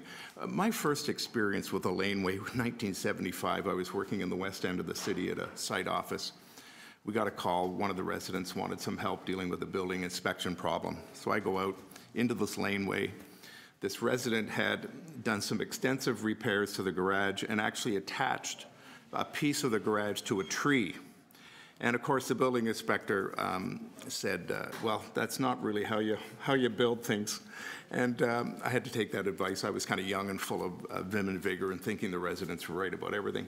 Anyway, that was a real exposure. You know, the things that go on in laneways, I think, have changed over time. I think this particular kind of addition will be really important.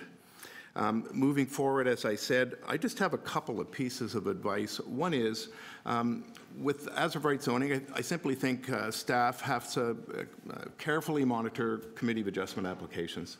Because if you get 2 or 3 bad laneway houses, that's not going to be the kind of story anybody wants. The other thing is, Councillor Mihevc mentioned looking forward over the years. What are the possibilities of non-laneway secondary units? And I think, again, over the next term of council, that may be something to look at. I grew up in Scarborough on a suburban lot. My brother owns that family home now. I can tell you, putting a secondary unit on lots that deep should never be out of the question. There's going to have to be a process around that. There's going to have to be buy-in. But we need to look at ways to densify these neighborhoods without turning them into high-rise or medium-rise neighborhoods. So I'll just leave you with those thoughts, and thank you very much for all your work. Thank you very much, Gary, and thank you for your comments. Are there any questions for the speaker? Okay, seeing none, thank you. I'd like to call Barbara Vakoff-Taylor. Welcome. Nice to see you again. Okay, and we will just start your clock when you're ready. Sure, thank you. Good morning, members of the committee. My name is Barbara Vakoff-Taylor. I'm here on behalf of the Toronto Society of Architects. The Toronto Society of Architects has a long tradition of advocating for design in the city, ensuring that architecture and urban design are key considerations in public discussions and in the processes that have an impact on our built environment. It's with this mandate in mind that we are here today regarding the changing lanes, the City of Toronto's review of laneway suites. And we are here to firmly state our support allowing laneway housing as of right within the proposed area. We would like to begin also by acknowledging the role of advocates and city staff advancing the important issue of laneway housing in Toronto and their persistent work throughout the last 2 decades that have brought us to this point where laneway housing might become an overdue reality in our city. This is an exciting opportunity for a new typology for architectural innovation and excellence. The housing stock in the city can be diversified while preserving the character of our neighborhoods as dictated in the official plan. You've heard from a lot of supporters today, a lot of independent members of the public. The need for this mandate is not from a larger intention of simple development and intensification, but real stories from real people that are looking for an independent method of achieving their needs. I'd like to echo the comments of Paul Bedford that we need a place to start, and I think we have a good system of checks and balances proposed so that we can monitor the progress of this mandate, but we do need your leadership from the committee in order to start. You have the TSA's strong support. In conclusion, I'd also like to state that our support for laneway housing is unequivocal, but we do strongly advise against overly prescriptive guidelines. Architects thrive on constrictions and restrictions. We love a challenge, but it withers under prescriptions. If it is too prescriptive, There really is just one solution. And to move past that solution or that singular solution would require applications to the already overburdened Committee of Adjustment. So we do recommend establishing clear performance criteria that would provide flexibility to architects and designers while addressing the site-specific conditions and ensuring the key aspects. We trust that our feedback will be considered as the guidelines are finalized, and we make ourselves available to work with the city to ensure policies and guidelines on laneway housing allow this new housing type to live up to its full potential. Thank you very much.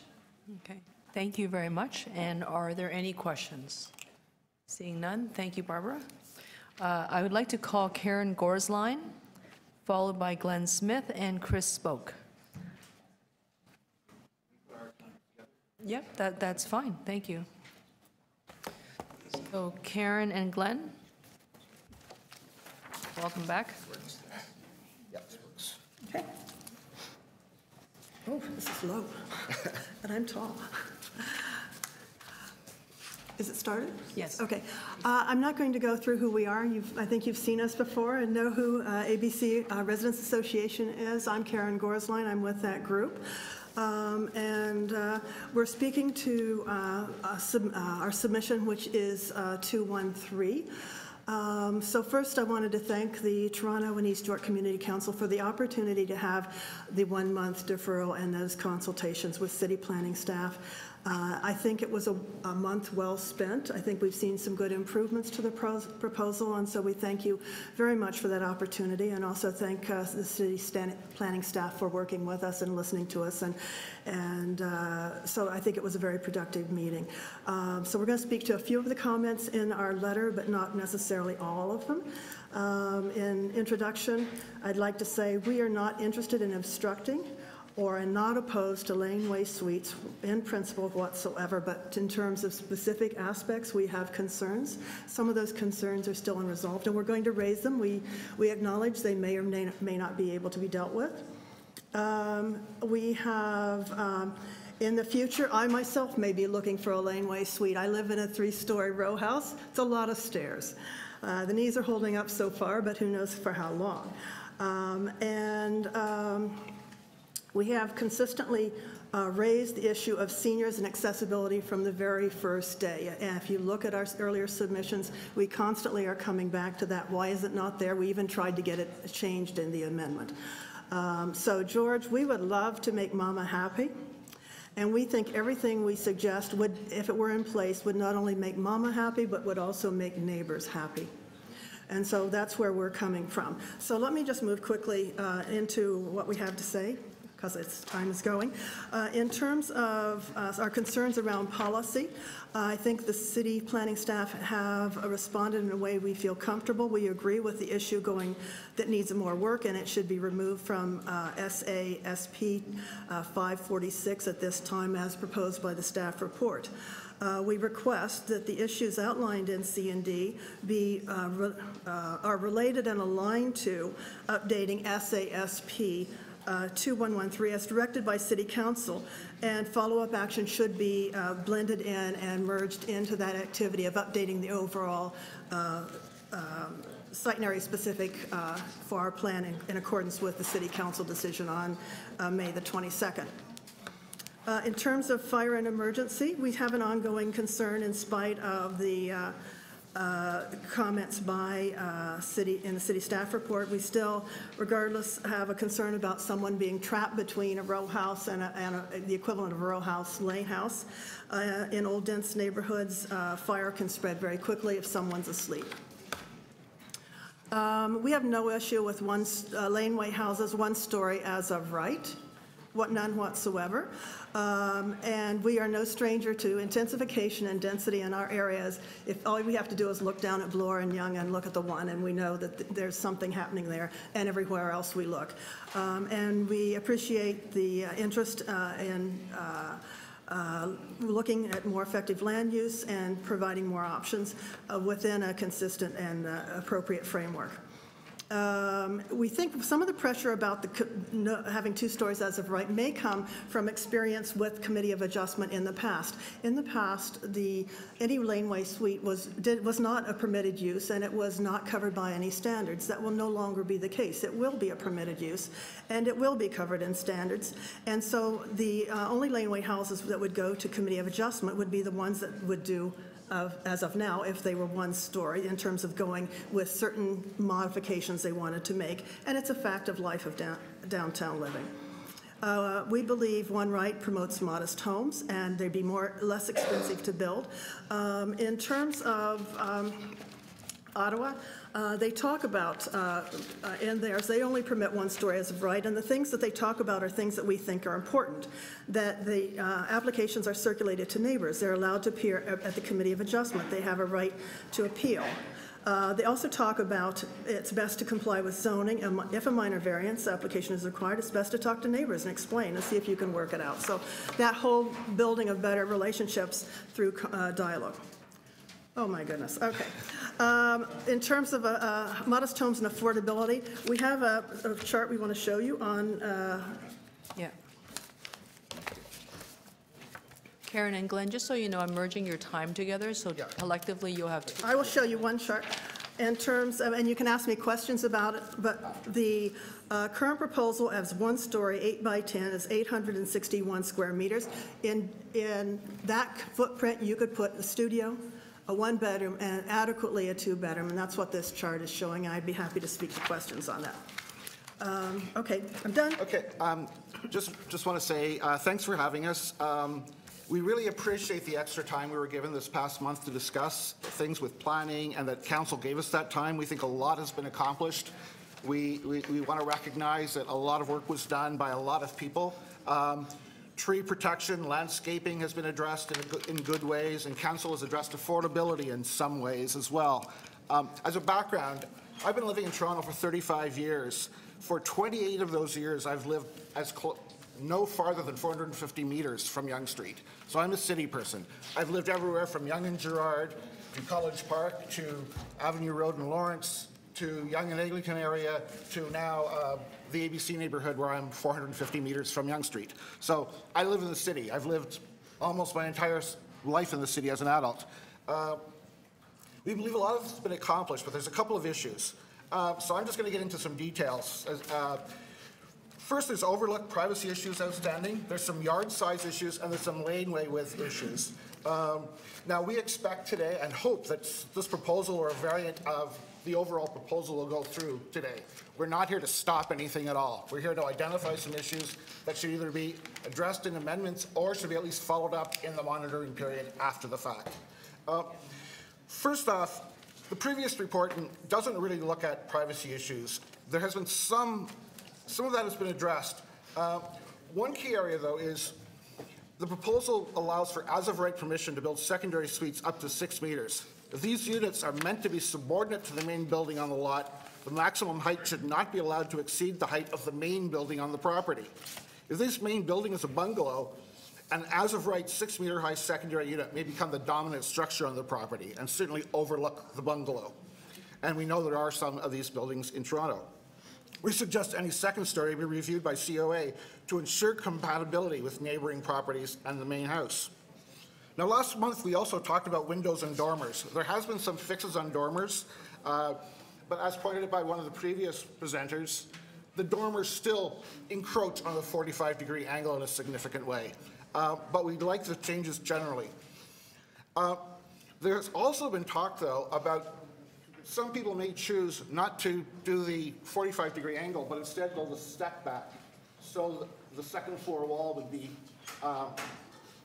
right there. Sorry for the blurriness of my hands there. Would be right where I put the red mark. This would allow the entire back of the house to be covered in glass because there are no and can be no guidelines about fenestration facing the yard. So as of right, somebody could build an entire glass wall facing the backyard. And what would stop them from putting a sliding glass door in place in the guidelines? Nothing. That doesn't mean it would be legally a deck, but people could step out onto that 2 meters setback space. tree protection, again, we're very happy with what's happened with tree protection. However, and landscaping. However, there's still some issues in regards to yard sizes.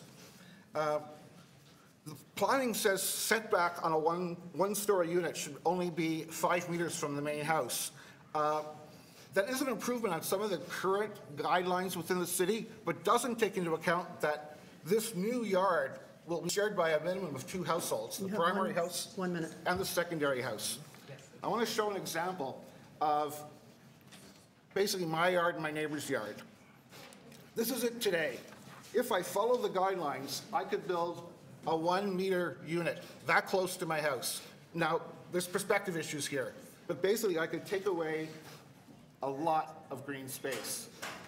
Further, my neighbor could do that, whose house isn't as deep as mine, and they could build within that yellow space, basically giving up major yard space, and that would still be 5 meters from their building.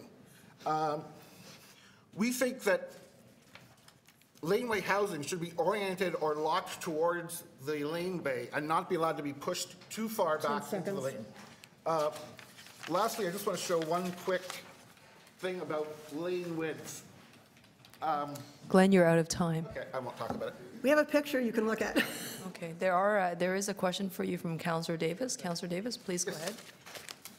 Did you have more to add to finish your submission? All I really want to talk about, yeah, I have tons that I could say, but in the nature of good timing, I want to mention that there's really no provision for 5-meter laneways. The proposal says the proposed 1.5-meter setback is appropriate, ensures laneway suites will not prevent residential lanes from eventually meeting or exceeding the required 5-meter width over time.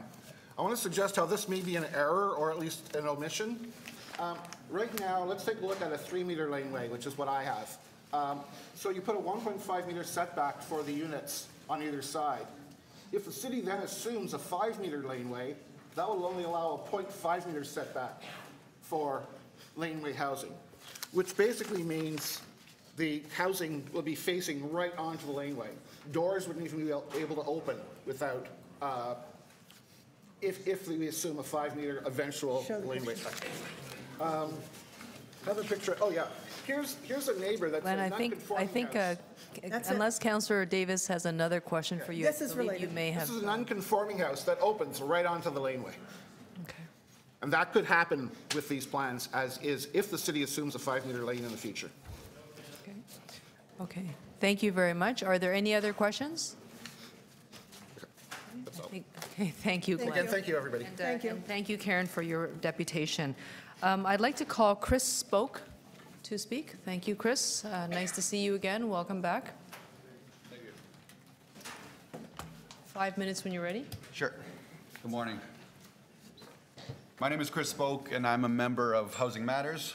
So we are a group of Torontonians who advocate for increased housing supply to address the housing availability and affordability crisis that is pricing many renters, young people, and middle-class families out of our city. We take very seriously the common sense notion that if we want more people to have housing in Toronto, we're going to need to build more housing.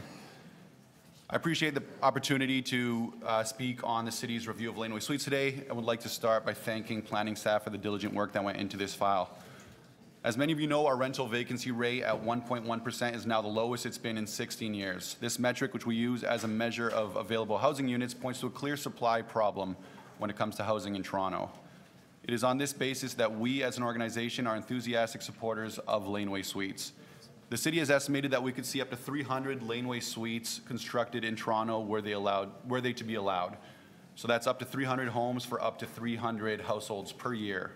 Laneway suites on their own will not solve our supply problem, but they take us in the right direction, and they're long overdue. So for the sake of those 300 potential households per year, we urge you to please say yes to laneway suites and to vote in favor of adopting this package. Thank you. Okay, thank you very much. Any questions? Okay, thank you very much. Our next speaker is Jeffrey Jones, followed by Sarah Udall and Craig Race. Jeffrey, welcome.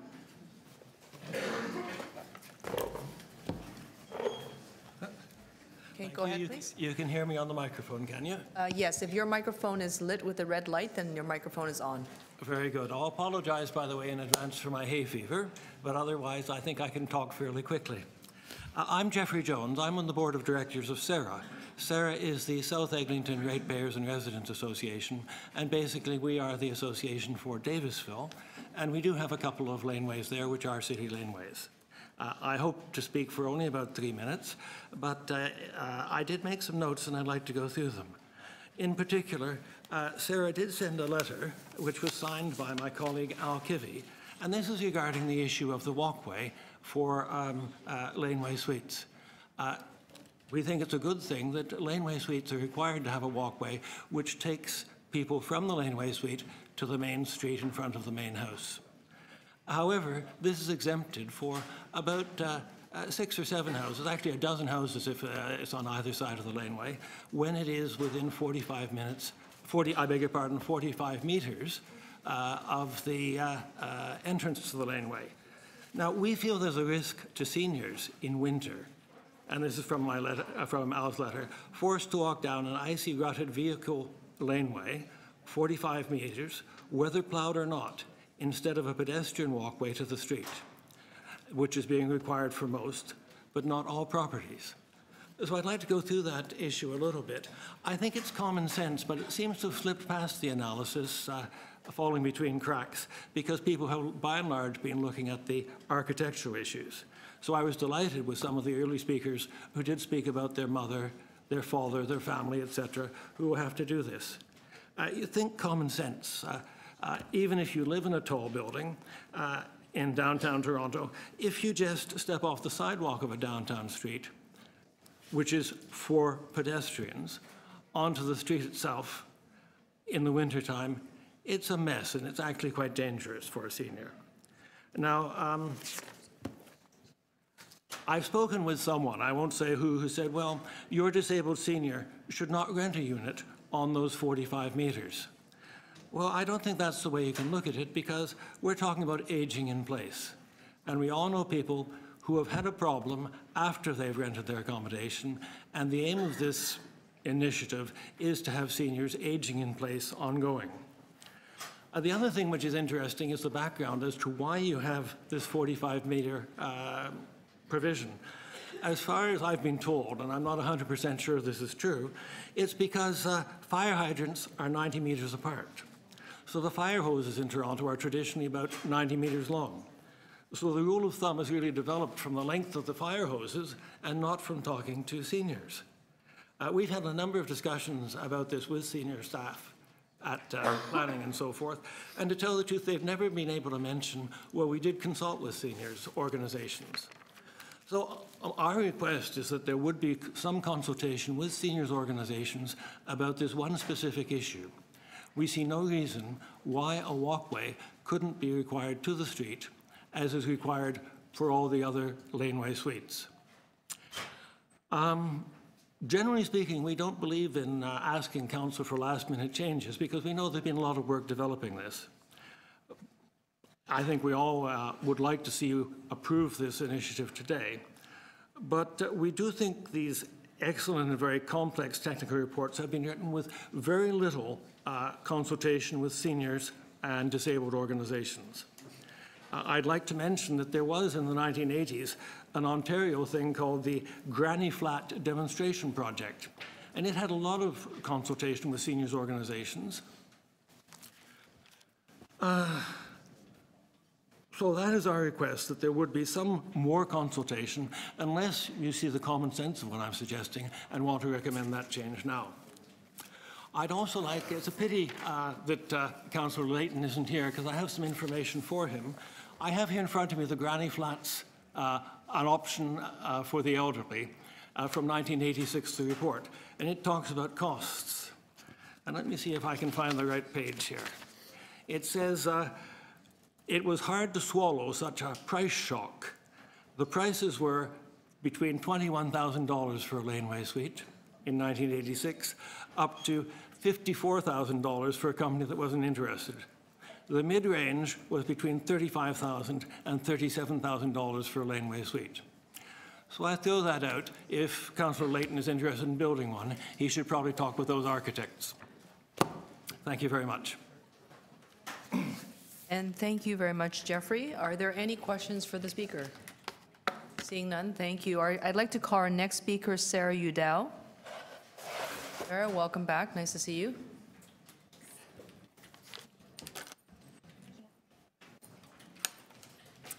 Thanks for having me.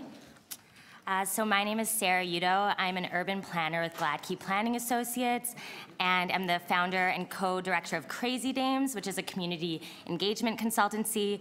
People often ask what the name's about. It's an ode to Jane Jacobs, who was called a Crazy Dames in the 1960s for her ideas. In the fall of 2016, Crazy Dames co-led the Laneway Suites consultation with Evergreen, and I authored the Laneway Suites consultation summary report that was published in March 2017. I'm here today to provide my support for the Changing Lanes policy recommendations. My support is based on my experience leading the consultations in this process and my experience working on development applications and housing policy as an urban planner, as well as my understanding of the updated guidelines. I strongly believe the policy should be enacted immediately and without any additional amendments, and I want to tell you why. First, the consultation process truly informed these policies. I want to briefly summarize the consultation process I was involved in. We led 2 ward-specific consultations in wards 33 and 18 and a citywide consultation. Over 400 people attended these consultations, which as a consultant working on citywide public engagement and policy projects is extremely rare and impressive, especially for people who were in support of the policies and not opposed to them.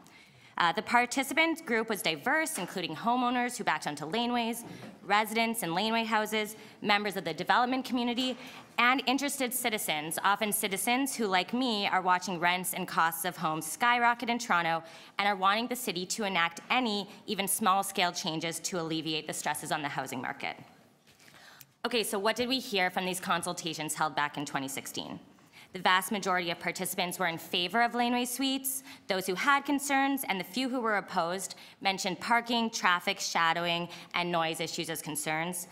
Many participants requested relaxed regulations or financial incentives, as developing laneway suites at this point was not deemed to be feasible by them. Ensuring adequate green space and promoting sustainability was a major theme discussed, and most participants felt that parking requirements should not be necessary for building laneway suites.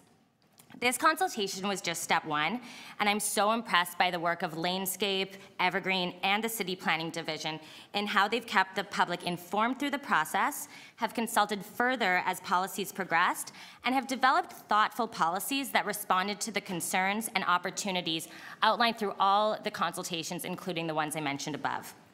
Similarly, the most recent iteration is further refined to better protect trees and privacy and to recommend an affordable laneway suites pilot initiative, and this is all based on what City Planning has heard on May 2nd, which I also commend. So now I want to quickly discuss why I approve these policy recommendations from a planning perspective. From a big picture city building perspective, as outlined in the staff reports, laneway suites can encourage complete communities and help make the city's underutilized lanes more livable and safe by promoting eyes on the street. From a housing perspective, my office, Gladkey Planning, is known for the work that we do in housing policy and affordable housing developments, having worked on Regent Park and Lawrence Heights and a bunch of other projects. I clearly understand that this is not an affordable housing policy. I mention the work we've done in housing because we understand that the city needs both large-scale housing policy and developments, as well as smaller-scale approaches like this to assist with the addition to rental housing and to provide more housing options. I also quickly want to mention my experience with the development approvals process. Right now, to develop a laneway house would be extremely difficult, as you'd have to go through a rezoning process. Projects I've worked on that require rezoning take often a minimum of 2 years to get approved. And this isn't just for large condos. A recent example was an affordable housing project that I worked on that staff approved of that still took over 2 years. A 2-year process would make this unfeasible for most people working on small-scale projects such as this. I'm getting approached by residents who are looking forward to the laneway suites policies getting improved and want advice on next steps. And I'm happy to be able to tell them that this will likely make the process more efficient and cost-effective to add rental housing to their neighborhoods. And lastly, in support of the guidelines, As a planner, I appreciate the importance of respecting the context and neighborhoods, and happy that there are guidelines that will ensure laneway suites are built in a sensitive ways that consider green space, privacy, and bike parking, just to name a few. Sarah, your final thought, please. Great, good timing. For all these reasons, I again urge you to approve the policy recommendations without amendment. Thank you very much. Any questions for Sarah? Okay, Sarah, you covered it all. Thank you. Our next speaker is Craig Race, followed by Joe Flatt and Sue Dexter. Craig, I know you're here. There you are.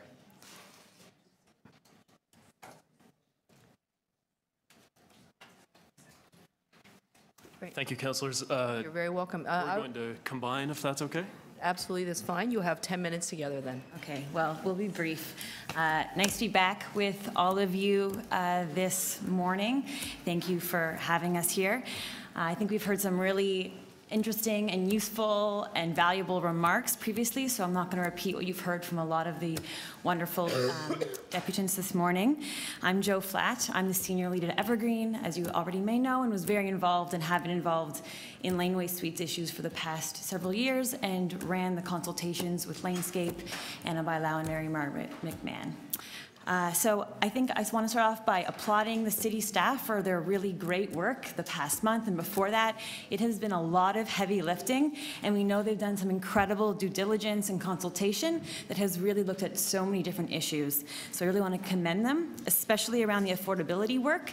I think this is actually something to be thinking about in other project contexts. We've managed to think really creatively about it around something so small. Let's try to do this around everything. It was a really great example, and we're very pleased to be seeing that. I also really appreciate the effort to monitoring and review. I think it's really important that we learn how to iterate and adjust and adapt over time. I was just reading the City of Vancouver's laneway suites review process, and it provided a great deal of insight on the uses of laneway houses and the areas that needed change. They consulted with homeowners who built them, people who live in them, also the construction and developer community, and are using those insights to adjust and tweak their programming on an ongoing basis, which is something we can look to and learn from. It's been so successful, in fact, that they're hoping to build 4,000 more units in the next 10 years as part of their Vancouver strategy to build 72,000 units across the city. So really just building on their success and something we can be excited about and look forward to here in Toronto. As Sarah mentioned, there was a really exhaustive process, and I want to reiterate that the findings, ideas, guidelines, and insights contained here are really a function of many, many voices from across the city. And with a process of monitoring and review, we can continue to integrate those voices and perspectives. And I'm going to turn it over to my colleague, Craig, to take it from there. So thank you, everyone.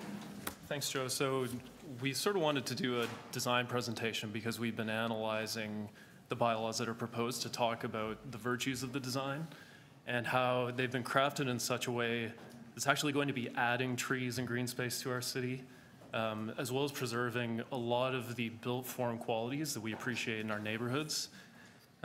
Currently, the rear yard between the laneway suite and the main house will have a requirement for more soft landscaping than an as-of-right house and garage. So every laneway house that gets built, we'll be seeing more planting area and more trees. It's only possible for that to go up as these get built. Also, the separation from the laneway is greater than those for as-of-right garages by half a meter. So if lane widening were to ever turn a 3-meter lane into a 5-meter lane, first of all, that wouldn't be possible because of existing as-of-right garages, but these would also be set back from existing buildings. So that's something we're confident is future-proof. In terms of the details that go into the rear yard, the requirements around the deck ensure that decks will be close to grade. They cannot be higher than the ground floor by more than 0.3 meters. So privacy and overlook will never be a concern. And also the covers over those are also limited to a very shallow depth and a low height. It can't be above 4 meters. They will never create shadow impact on neighbors.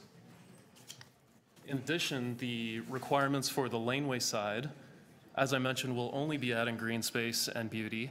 Any decks have to be facing the public realm, which is the laneway. It is not okay, and the bylaws clearly state you cannot have second floor decks facing the rear yards. So the possibility of people having walkouts on that side is completely moot. and will be controlled by these requirements. Also, some changes were made to the mechanical equipment to ensure it is effectively invisible to anyone on the laneway or in adjacent rear yards, which we think is a really good step forward. Finally, the overall shape of the building is what I really love about this and what I'm most proud of. It's based on parameters of available space. It doesn't need to be connected to the gross floor area of the house because you can only build these where there's adequate space and separation from adjacent structures. By layering on additional requirements, we actually make this more complicated and more expensive for people to acquire, which is basically the exact opposite of what we're trying to do. We have to think that the concept for this movement is to put power back in the hands of our individual homeowners.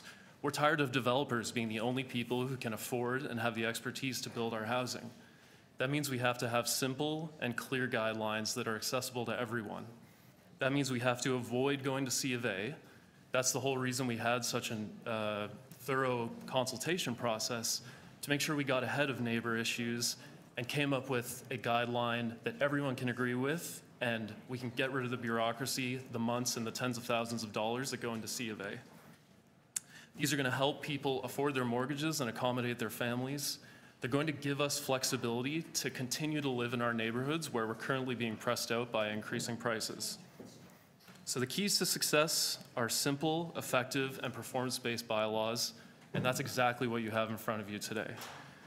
We want to take back control of our housing and let everyday homeowners start to put the housing they need into their neighborhoods in sensitive ways. And this is our chance to do it. We encourage you to approve it without change immediately, and we look forward to staying involved in this as it continues to evolve and grow and improve over time. Thank you very much. Craig, thank you very much for your deputation, and thank you, Joe. Are there any questions for the speakers? Okay, seeing none, you've covered it all. Thank you. I'd like to call Sue Dexter, followed by Rachel Calabe, then Sita Ram Kalawansing, and Nicholas Martino. So just get ready. Thank you very much. Welcome back, Sue. Well, well, well. That's right. Good morning, councillors. It's quite a day, actually. It's been a long process, and it's been a respectful process, both on the part of those who would see Laneway housing going in, and it's made it easier for the communities which are divided on this or skeptical. You could call us sympathetic skeptics, I think. From the beginning, our object, I'm from HVRA, which is Bloor to College Spadina to Bathurst. Our objective has been to reach an informed consensus on how best we might accommodate new laneway suites while doing the least disruption to our highly functioning, growing community. At the end of the day, we regret that there aren't better advances on affordability. And that has to be an issue that we grapple with as a community going forward. We've suggested in our letter that losing internal parking, space to internal parking within the unit, could reduce costs because the incentive to build a second story would be reduced. It would also ensure that such major change to properties would remain directed to its purpose, which is to provide modest rental accommodation, or as best as modest could be. This should be picked up in the monitoring process, and we're looking at this as the end of phase one. Now we move into monitoring, and we have to be very rigorous on this because together we have a chance of working toward making these suites really work functionally in the community. Craig Race came to me a while ago, earlier today, and he said, "Good work on the green space." And I said, "Let's work together on implementing this." So I think one of the other things that one of the challenges to the development community is reach out to the communities when you're going to put one in and hold a meeting. You know, get the neighbors involved. Get everybody working toward realizing this rather than simply the strike dead as of right, here it is. We don't have to tell you. It's a challenge for all of us to collaborate. And I took Craig's remarks to me as being very positive and a good indicator of how we might jointly work together. Let's talk trees for a minute. I was trying to calculate 30 centimeters diameter of breast height. Does anybody know how big that actually is? So the diameter at breast, well, it's like this. Okay. So one of the positive things that this study has spawned is let's look at DBH in a serious way, because those are thriving, mature trees that could be impacted by these developments. So you have a tree that's this big, a diameter of breast height. It's going to be 60 feet in the air. The forestry guys will know better than I, but it could be as high as 60 feet. That's a huge amount of canopy. So if we can address this going forward in a separate, let's try to reduce that. Okay, next thing is as of right. You're doing this as of right. Let's ensure that the neighbors can fully participate in the monitoring process. So you say this is going in as of right, but in 2 years, we're going to be coming back to you to ask, how did it work? Did it work for the people in the suite? Did it work for the property owner? Did it work for the adjacent community? Did it work for the broader community? So it has to be a full-bore consultation process going forward, in our view. We're of good cheer at the end of the day here. The process has been good. Greg Ewens, George Pentazis, Corwin Cambray came in the end. Councillor Cressy came in. Other councillors we've been working with over this time.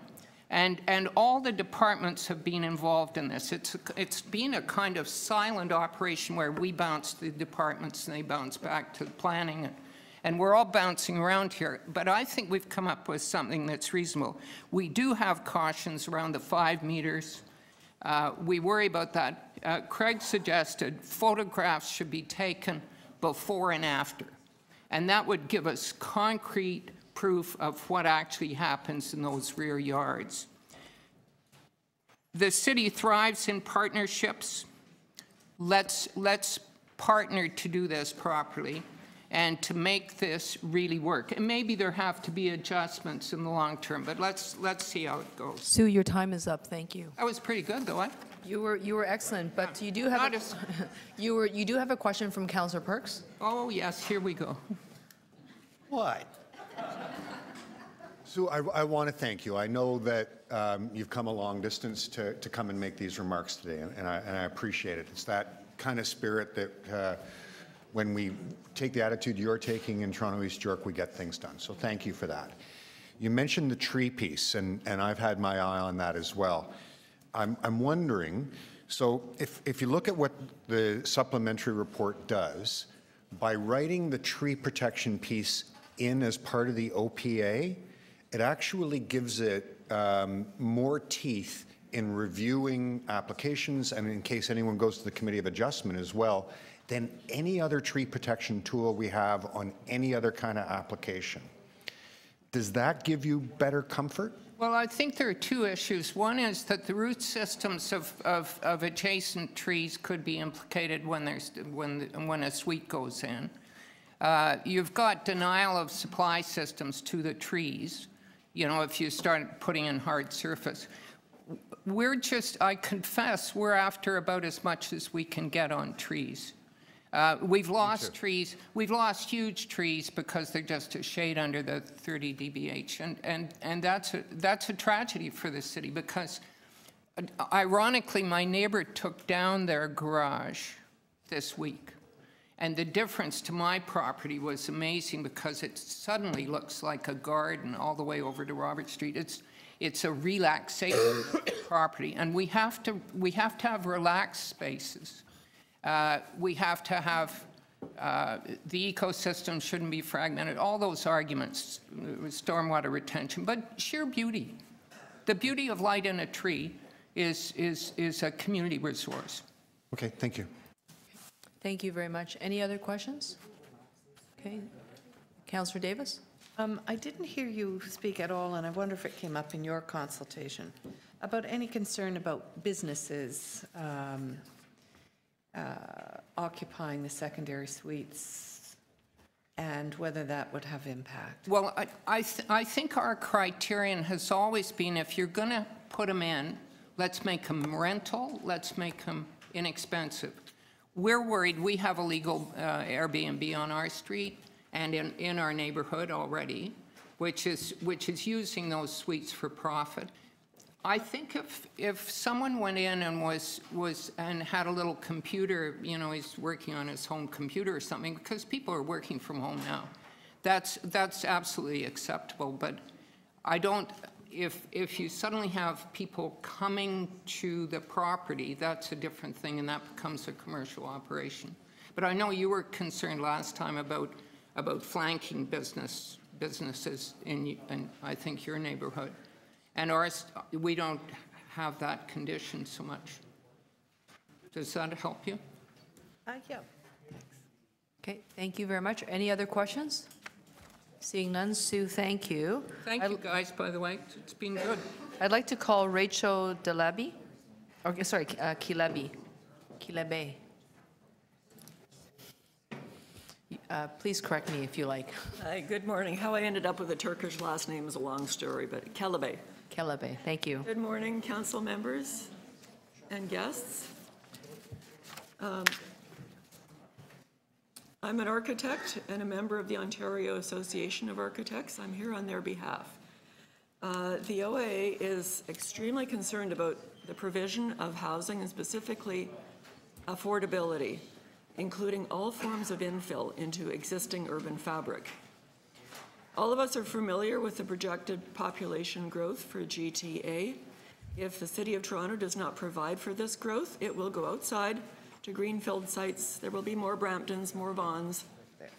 If the city does absorb this increased population, denser neighborhoods are socially and economically healthier. Rachel, I'm going to ask you to just hang on. I'm going to hold your time for a moment. And I'm going to ask those who are speaking in the room just to drop your voices or take your conversations outside. Please continue.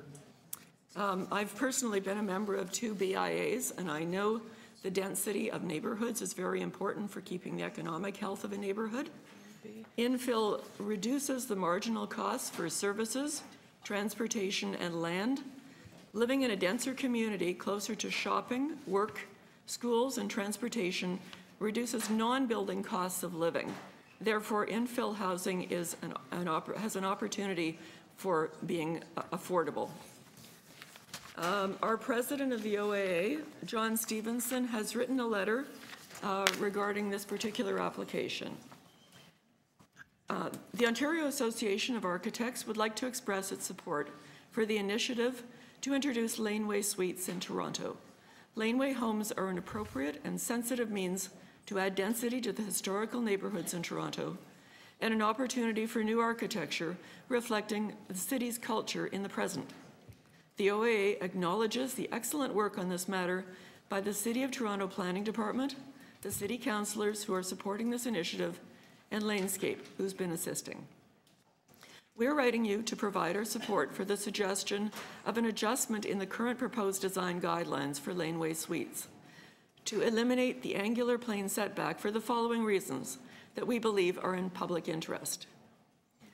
Number one, an angular plane setback would have the effect of prescribing one primary building form for laneway suites within a limited built volume on an already constrained footprint. Eliminating the angular plane setback would permit architects and designers to develop solutions within a variety of building volumes. The resulting variety of design approaches will help achieve a more vibrant and diverse urban environment, contributing to a livelier city aesthetic without negatively impacting either the laneway or adjacent properties. Point two, an angular plane setback reduces the livable area of a laneway suite at the second floor level and renders an area approximately the size of a bedroom into unlivable space under the angle. If there was no angular plane setback, for relatively the same cost, a person investing in the construction of a laneway suite would gain an extra bedroom. And as has been discussed before, that opens out to a variety of families, a whole variety of different living arrangements and certainly increases the affordability of that unit. The OA supports the creation of new affordable housing and regards an angular plane setback as an impediment to housing a greater number of people more affordably. Point 3, achieving greater capacity and variety of affordable housing through a wider range of built form approaches is also consistent with the City of Toronto's official plan, which advocates for and defends the affordable housing needs for Toronto. The OA thanks you and your colleagues for bringing this issue to our attention, and we support you in your efforts to improve the plan bylaw. John Stevenson, architect. Thank you. And thank you for your deputation. Are there any questions for Rachel? Okay, seeing none, thank you. Thank you. Our next speaker is Sita Ramkalawansing, followed by Nicholas Martino. If there are any other members of the public here to speak, please let us know and show yourself to the clerk. I will also call Lauren Stevens, whose name I called earlier but was not here. So Lauren, if you're here, please let us know and we'll have you as our final speaker. Only 3 more speakers, that's right. Well, 2, potentially 3. Sita, please proceed when you're ready. Yeah, I'm ready, thanks. I don't know if you've had a chance to read my updated letter. Good morning, everybody. I'm glad it's still morning.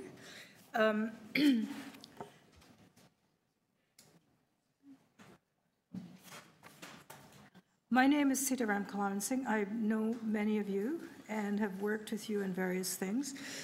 I live in the Grange neighborhood, and I've lived there for close to 50 years. We do have laneway houses in our neighborhood, and the houses that are there were introduced by a way of rezoning probably as long ago as 40 years ago. And by the way, my letter is number 227. I noticed a thing. So we're very glad to have had the opportunity for the 1-month deferral. I think it has, as we said before, more haste, less speed, that this month provided an opportunity to improve and refine some of the issues that we raised the last time around. One of the proponents of this, of laneway housing, and I said the last time I'm in favor of laneway suites, sent me an email last night saying that one of their learnings from this process was the need to work closely with residents associations who actually have on-the-ground experience with development issues. So in keeping with Craig Race's comment to Sue Dexter and Sue's comments, we think it's very important for this joint collaboration to take place, and we look forward to doing that through the monitoring process. Now, I wanted just to speak to 2 or 3 issues, and I want to specifically address the issue of suites behind row housing. I've raised this with the planners, and I don't know how well you can see this, but if these are row houses, and this is a laneway suite, I would like to see a 1-meter setback from the side lot line, and that's to deal with 2 issues. One has to deal with a quicker and easier EMS and fire code, even though fire says that they could deal with this being a protection area. I don't think that that's satisfactory. What happens in the 4 minutes of response time or 5 minutes of response time? It would also be very important in terms of waste receptacles, green bins, and other and waste and so on, getting it around to the front of the unit. Currently, the existing proposal provides this separation on the side of the building. So I'm basically saying this should be mandated. For some reason, somebody says it's in the fire code. I don't know. Planning has said to me they don't support it, and I don't understand why. But it would place both situations in a similar in a similar, provide both with a similar degree of protection.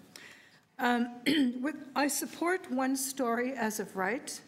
I think the 45 angular plane issue would disappear if you just dealt with 4 stories, with 1 story.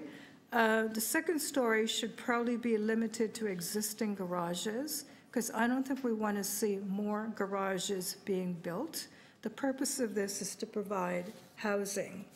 So that's really all I want to say today, and I look forward to any questions that you might have. And I concur with a lot of Sue's remarks. Sita, thank you very much. Are there any questions for Sita? Councillor Cressy? I just want to pick up on the point you raised, Sita, regarding the absence of a side yard setback in a row housing context.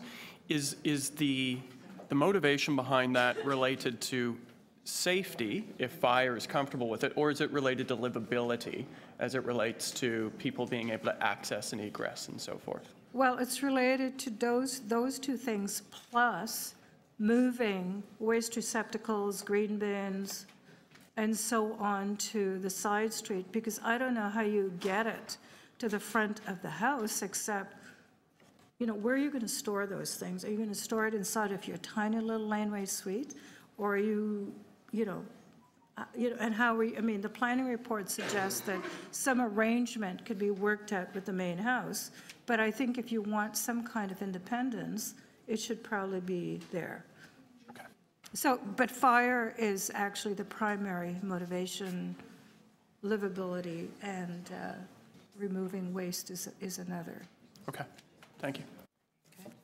Thank you very much for the questions and for the answer. Anyone else? Okay, seeing none, thank you, Cedar. And our last speaker will be Nicholas Martino, unless Lauren Stevens is back in the room. No? Okay, Nicholas? And Nicholas Martino? Going once, twice, 3 times. Lauren Stevens. Okay, so we don't have any more speakers. Let's bring this matter into Community Council. Are there any members with questions of staff? Councillor Matlow, Councillor Mihevik.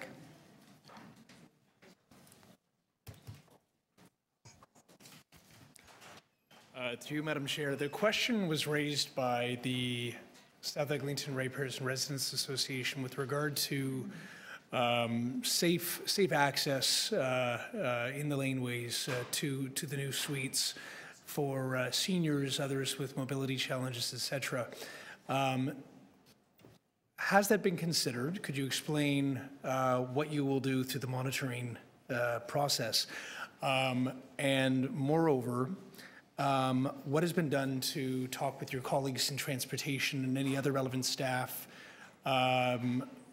with concern to standards, maintenance, winter maintenance, all those matters that are not at the same standards as the typical street in Toronto today? Through the chair, regarding the first question, yes, we have tried to develop a set of policies and a zoning framework for these units, which will allow them to be built in a way that will allow for accessible units to be constructed, acknowledging that in some cases where there are limited side yards, or in the case of row houses, you may still be able to build a laneway suite, but one of the accesses would be via the lane itself as opposed to a side yard next to the house. If in instances where a family member is living in the backyard, it's entirely possible and I think reasonable that that family member will be able to access the laneway suite through the main house. And in cases where somebody may have mobility concerns with the location of the laneway suite that they're looking to lease, and they aren't related to the people living in the main house, that's something that factors into their decision of whether or not to lease the unit in the first place. So I think with regard to the condition of laneways, that's a choice somebody makes if they're going to lease one of the units. Otherwise, if it's a family member, they may be able to access the unit through the house in a lot of cases. With regard to the maintenance of laneways, we met on a number of occasions with transportation services staff who do have a budget and a program for the maintenance of laneways. They will be advised of locations where new laneway suites are constructed through the monitoring process, and will be able to tailor any of their responses to maintenance accordingly. and any other improvements to public lanes would be undertaken as improvements to roads or other public infrastructure is undertaken on an as-needed basis. And what is your feedback with respect to Councillor Remkalawansing's concerns regarding timing of emergency vehicles? We've met with Toronto Fire Services on a number of occasions to make sure that the criteria we were developing for laneway suites allowed for adequate emergency access. Now, where a suite is applied for through the building permit process, Toronto building staff and Toronto Fire Services staff will review the suite design to ensure that it meets the safety standards in the Ontario Building Code. And that is at the discretion of buildings and fire staff, as with the construction of any unit. And last question, would you have any problem with a request to meet with some seniors advocacy groups, along with their staff implementing the senior strategy, to discuss with them, your strategy as far as the monitoring and implementation? We would be happy to. Thank you. Thank you very much for the question. Councillor Mihevc, followed by Councillor Cressy. Sir, I don't know if Councillor Cressy was going to ask on the laneway possibilities for row housing. Did you ask that, Councillor Matlow? No. Sorry, Councillor Matlow, did you ask that question? I don't want to repeat. Sir, I'll ask it again then. Could you respond to Sita Ramkalawansing's concerns? And He did. Okay, you did. Okay, so you know what? I'll Answer it again. Answer it again, please. Sorry. Okay, through the chair. In the case of a laneway suite constructed behind row houses, the guidelines in the proposed zoning amendment do allow for the construction of a suite behind a row house. That suite will still have to meet the requirements of the building code and the fire safety requirements and satisfy Toronto Buildings and Fire's review that adequate emergency access is provided. With regard to solid waste, transportation to the front yard, mail, and other functions of a suite that's located in the rear yard, these all represent choices that a tenant may make when leasing the unit, determining, well, once a week I'm going to have to walk some garbage around to the front so it gets picked up, or that my mailbox is going to be located on the front of the house, and I'll pick up my mail that way. Those are considerations that have to be taken into account. I don't feel that they're significant considerations that are significant enough to prevent the creation of a laneway suite on a lot that otherwise complies with all of our recommended criteria. Okay, thank you. Thank you very much, Councillor Mihevc. Councillor Cressy, followed by Councillor Davis. Anyone else? Okay, go ahead. Thank you. I'm going to begin with my questions to the Affordable Housing Office. I see the wonderful Sean is here. One of the questions that we had asked last month in looking to defer this was, does the city have the capacity to dictate rent? Can we say you must rent at this amount for all these suites or not? No, you don't, Councillor. That's been investigated, and you don't have that capacity. So in the absence of the capacity for us to dictate the rents, the proposal that you've brought forward is $1 million in this first year, basically a grant of up to $50,000 to go towards the construction in return for keeping them at an affordable rate for 15 years? That's correct, Councillor. And now, do we have a sense what is, based on the CMHC average at an affordable rate, of what is a one-bedroom at, which would be in, downtown or Toronto and East York? What is a one-bedroom going for? So the average is $1,200. So we would essentially control that rent over the course of the 15 years to track the CMHC increases over that period of time. And a two-bedroom, the average? Two bedrooms at $1,426. $1,426. And what would the expected uptake be? What do you expect for this $1 million we're putting in for the first year and we'll be reviewing? Are you anticipating an uptake based on, your professional opinion? So, Councillor, my office currently runs the Toronto Renovates program, which is used by homeowners, low-income homeowners, to assist them in making modifications to their homes. Last year, we administered 147 of these grants, or these forgivable loans, to Toronto households. We have 4 staff in my office that are from the Municipal Buildings Department that are experienced in doing investigations and administering this money. So this is 20 more additional loans on top of the 147 that we administered last year for homeowners. So we see this as really just a tack on, if you will, to the current administration. We don't see any problem in terms of administering the 20 additional loans, and we would expect full take-up. And I would hope that, in fact, I could be back here next year suggesting to you that we extend this loan program so that we would get additional laneway houses that are affordable. And maybe go even deeper affordability. Absolutely. The money that is being proposed here is not city dollars. So if the city really wanted to get behind this initiative, there's also city funds that could be attached to this program going forward. Okay, thank you. I'll come over to Toronto buildings for a moment. So Mario, the measures in place to ensure compliance. I mean, one of the things that's being done in the changes here is, in theory, there will be a net increase in softscaping and soft landscaping. So for example, if a property has a rear yard that is concrete and they wish to put a laneway suite in, that rear yard, which is concrete, will have to be converted, depending on the depth, to 85% or 60% soft landscaping. What measures do we have in place to ensure that that happens? So as part of the building permit process, the review, of course, we review for compliance with the applicable zoning bylaw, and this would be applicable zoning bylaw. The applicant would have to demonstrate on plans that the area that is to be soft landscape as required by the bylaw is in fact depicted as soft landscaping, and of course we would inspect that as part of the building permit process when we're inspecting the property. I guess the question so as part of the application, you would have to demonstrate, in this case, the soft landscaping, and as part of the inspection, they would see it. One of the concerns we often have is, frankly, people do things after the fact, and it ends up being policing of each other's neighbors. So could we not put in place a condition that the occupancy permit would be granted on condition that this criteria had been met?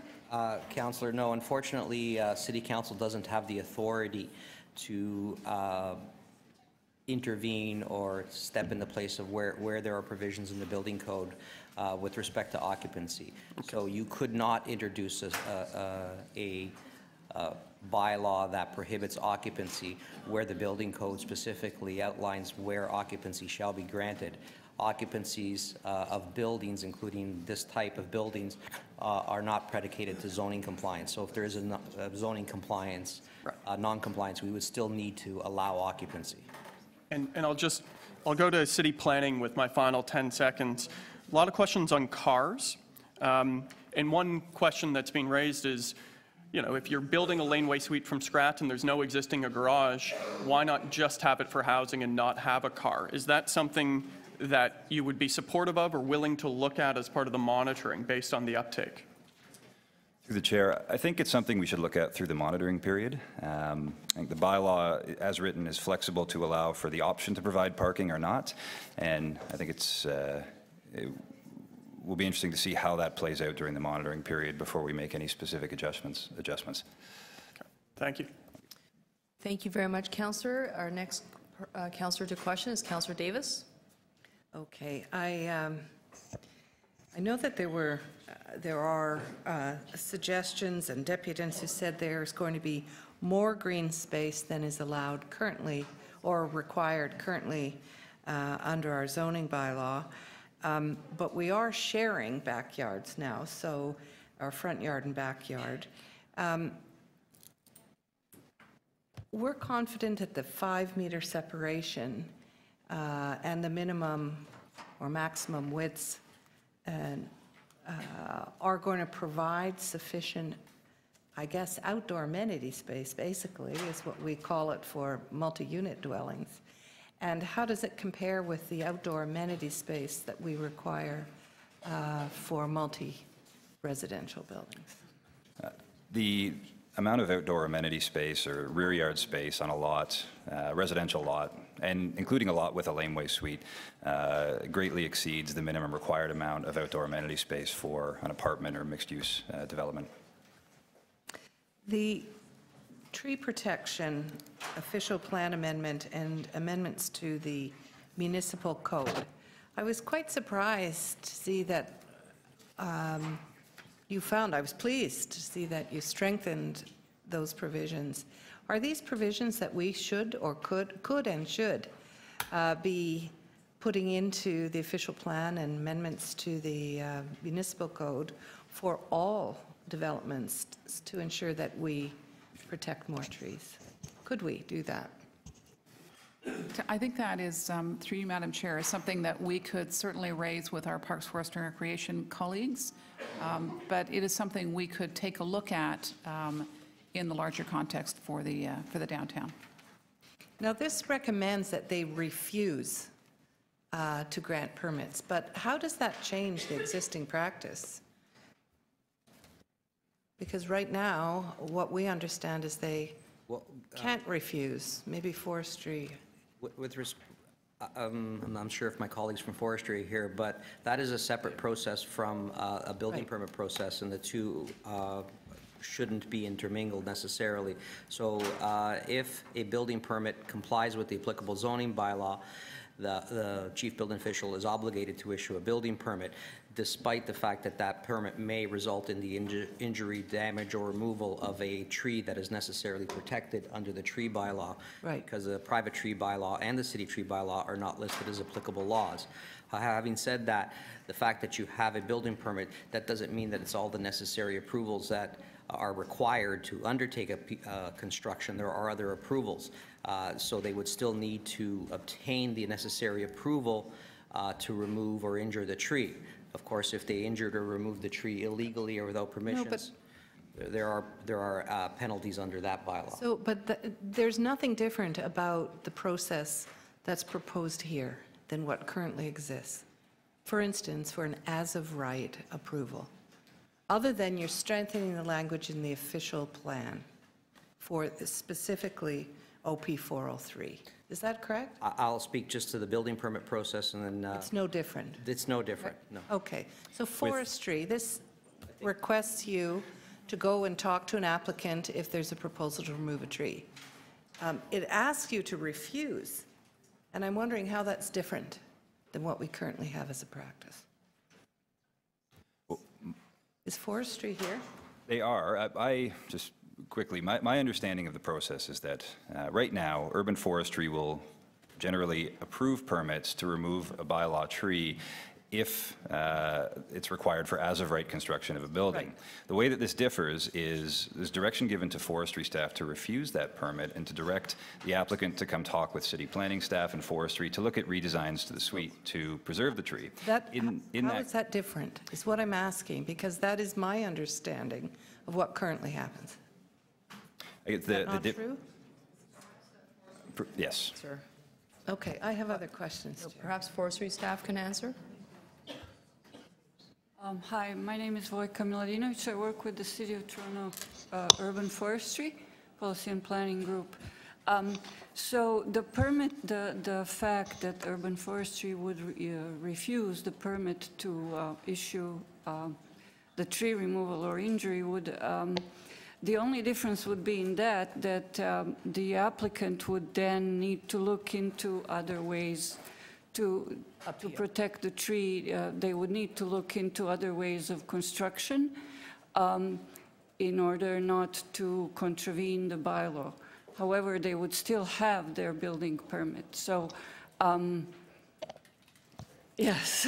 So what's different? A legal building permit that overrides our private tree protection bylaw. We haven't changed that. Yeah, because we cannot change our bylaw as long as it's I just wanted to understand. Yeah. Really, the only change is that we're strengthening the direction in terms of the refusal. That's right. We are encouraging the applicant to talk to the city planning and forestry to alter the you're going to be the design. meat in the sandwich, but anyway. I wanted to ask... Councillor Davis, your time is, you've gone 6 minutes. Do you want to ask one final question? I want to ask more than that. Well, so I'd like to come back then. Yes, we can also do that. Are there any other questions from councillors? Okay. Are councillors wanting a second round, starting with Councillor Davis? Okay, I do. Okay, so let's Let's proceed. I just want to let folks know I have to vacate the chair. I would really love to be voting on this and record in the affirmative. I've also got a motion, but unfortunately I've got to leave in 5 minutes. So, Councillor Davis, why don't you just proceed here? I don't want to delay it simply because people have been waiting all day, and I know that this has been deferred item. So, but go ahead. I just don't think I'll be here to vote for it then.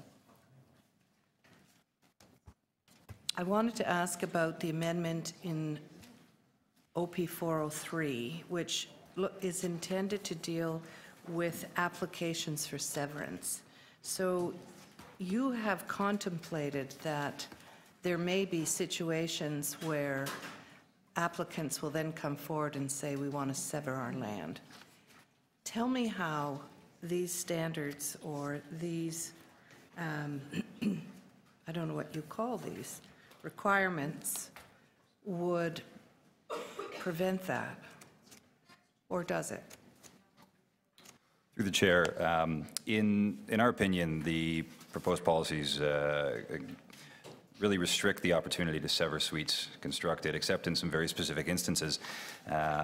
We are not saying an application cannot be submitted, but if that application is submitted, the policies, specifically policy F, on page 30 and 31 contain a list of criteria that would have to be met for support of that application.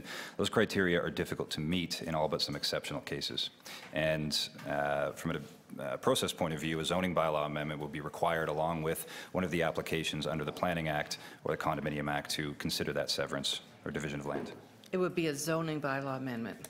Along with the requisite application under the act, either act. Yes. And finally, there was a suggestion by one of the deputants that we should put in provisions about walkways to the street. Can you comment on that? Yes. The bylaws as they're written, actually the building code as it applies to the construction of these suites would require an emergency access route or allow access via the laneway in instances where there isn't an adequate side yard.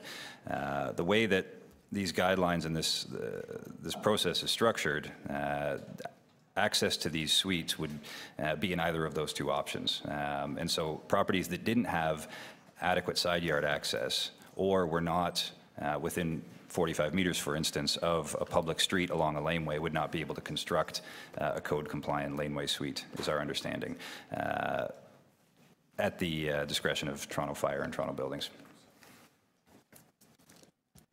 Okay, thank you. Any other members okay, Councillor Fletcher? I just had BIA be in touch today and just ask about commercial laneways where there is loading, and I'm wondering what, pardon? This is only residential. I understand the zones are CR, commercial residential zones. So it's not, as I understand it. Are they allowed in the CR zones along commercial strips? Under the current zoning, the CR zones have a broad range of permissions, including residential and commercial, and setback and density requirements, which could allow somebody to build a residential unit toward the rear of the site in a way that would appear or share similar characteristics to a laneway suite, which would be built as proposed in a residential zone. On the opposite side, let's say that Yes. businesses on the south side sharing a lane for their commercial purpose with residents who are across the lane. So what is, they've asked me to ask about that. And is anybody here from economic development, or if you had a conversation with the IA office about this? So, well, I'm not sure if anybody from the Economic Development Office is here. We have considered whether or not it's appropriate for laneway suites to be constructed adjacent commercial lanes. In our view, there exist a number of instances where a commercial residential use relationship exists in close proximity to each other, and this is similar to that relationship. I think it comes down to a design matter. If you're building a suite fronting on a commercial lane, the design of the suite should have regard as to what is happening on the other side of the lane. I think that's something we can provide some advice about in the guideline documents. But as for zoning and use permissions, the commercial-residential relationship exists in a number of other instances, and we feel it's appropriate in this one as well. So it actually has to do with the use of the lane and the loading large trucks, et cetera, which are already an issue. Have you contemplated that? Yes, we have. Okay, thank you. Any other members of council to ask any questions? Seeing none. Oh, sorry, Councillor, you're to speak. Okay, so I'm going to take a speakers list. Just a moment.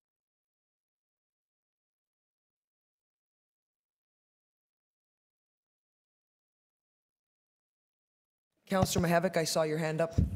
You have yes, 5 minutes. Seeing that there's so many hands and seeing that it's 12:15, last month my concerns were around the affordability issues, and I'm very pleased that there is a program that is being envisaged, and I'm very happy with that. I think other things were added in this last month that I think are positive. I do have a motion, and the motion really is to look at, ask staff to start to review possible options related to, a second phase on appropriate properties without laneways, and to report back in the fourth quarter of 2019, which staff is happy with, so that areas of the city that are not in the downtown, and I'd say midtown, there'd be a number of places where I do have people that are very interested in this kind of a program, and would love to be able to add a unit where their garage is, but are not able to simply because there's not a laneway in their backyard. So this would allow those folks to also benefit from this kind of program, and the city to benefit from this kind of a program. From talking to staff, they have some work to do on that. There are different design guidelines and issues that are raised by this. But let them explore it, and they'll come back in 2019. With that said, I'm good. I think this is in a good place, and I think it will be a good thing for our city. Any questions of the mover? I have one.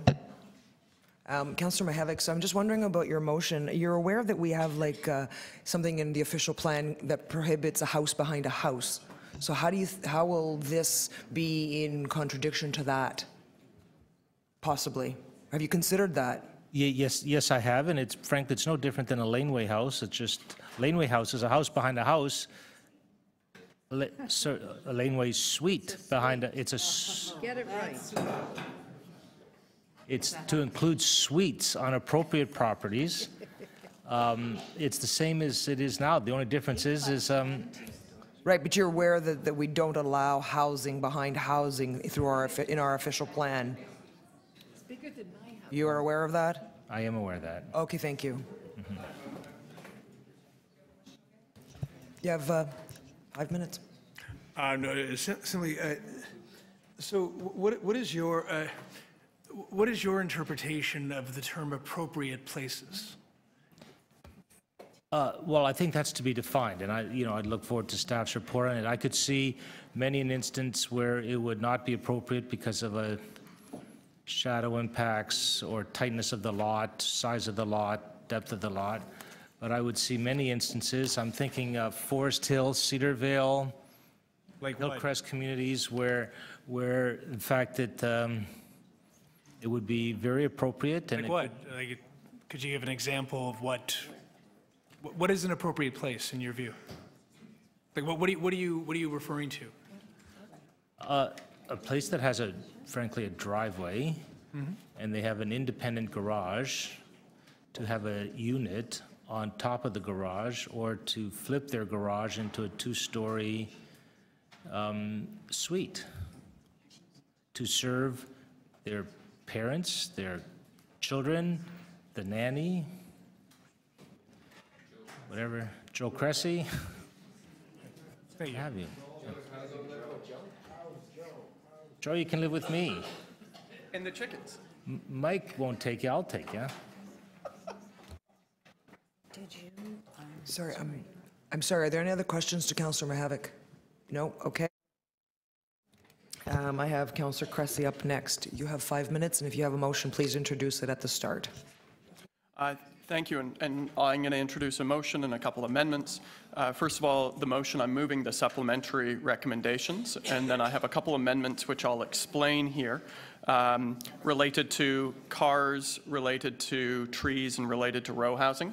As part of the report back, we're looking for next year for Parks, Forestry, and Rec staff to report directly to TYCC on the tree bylaw with respect to laneway housing specifically.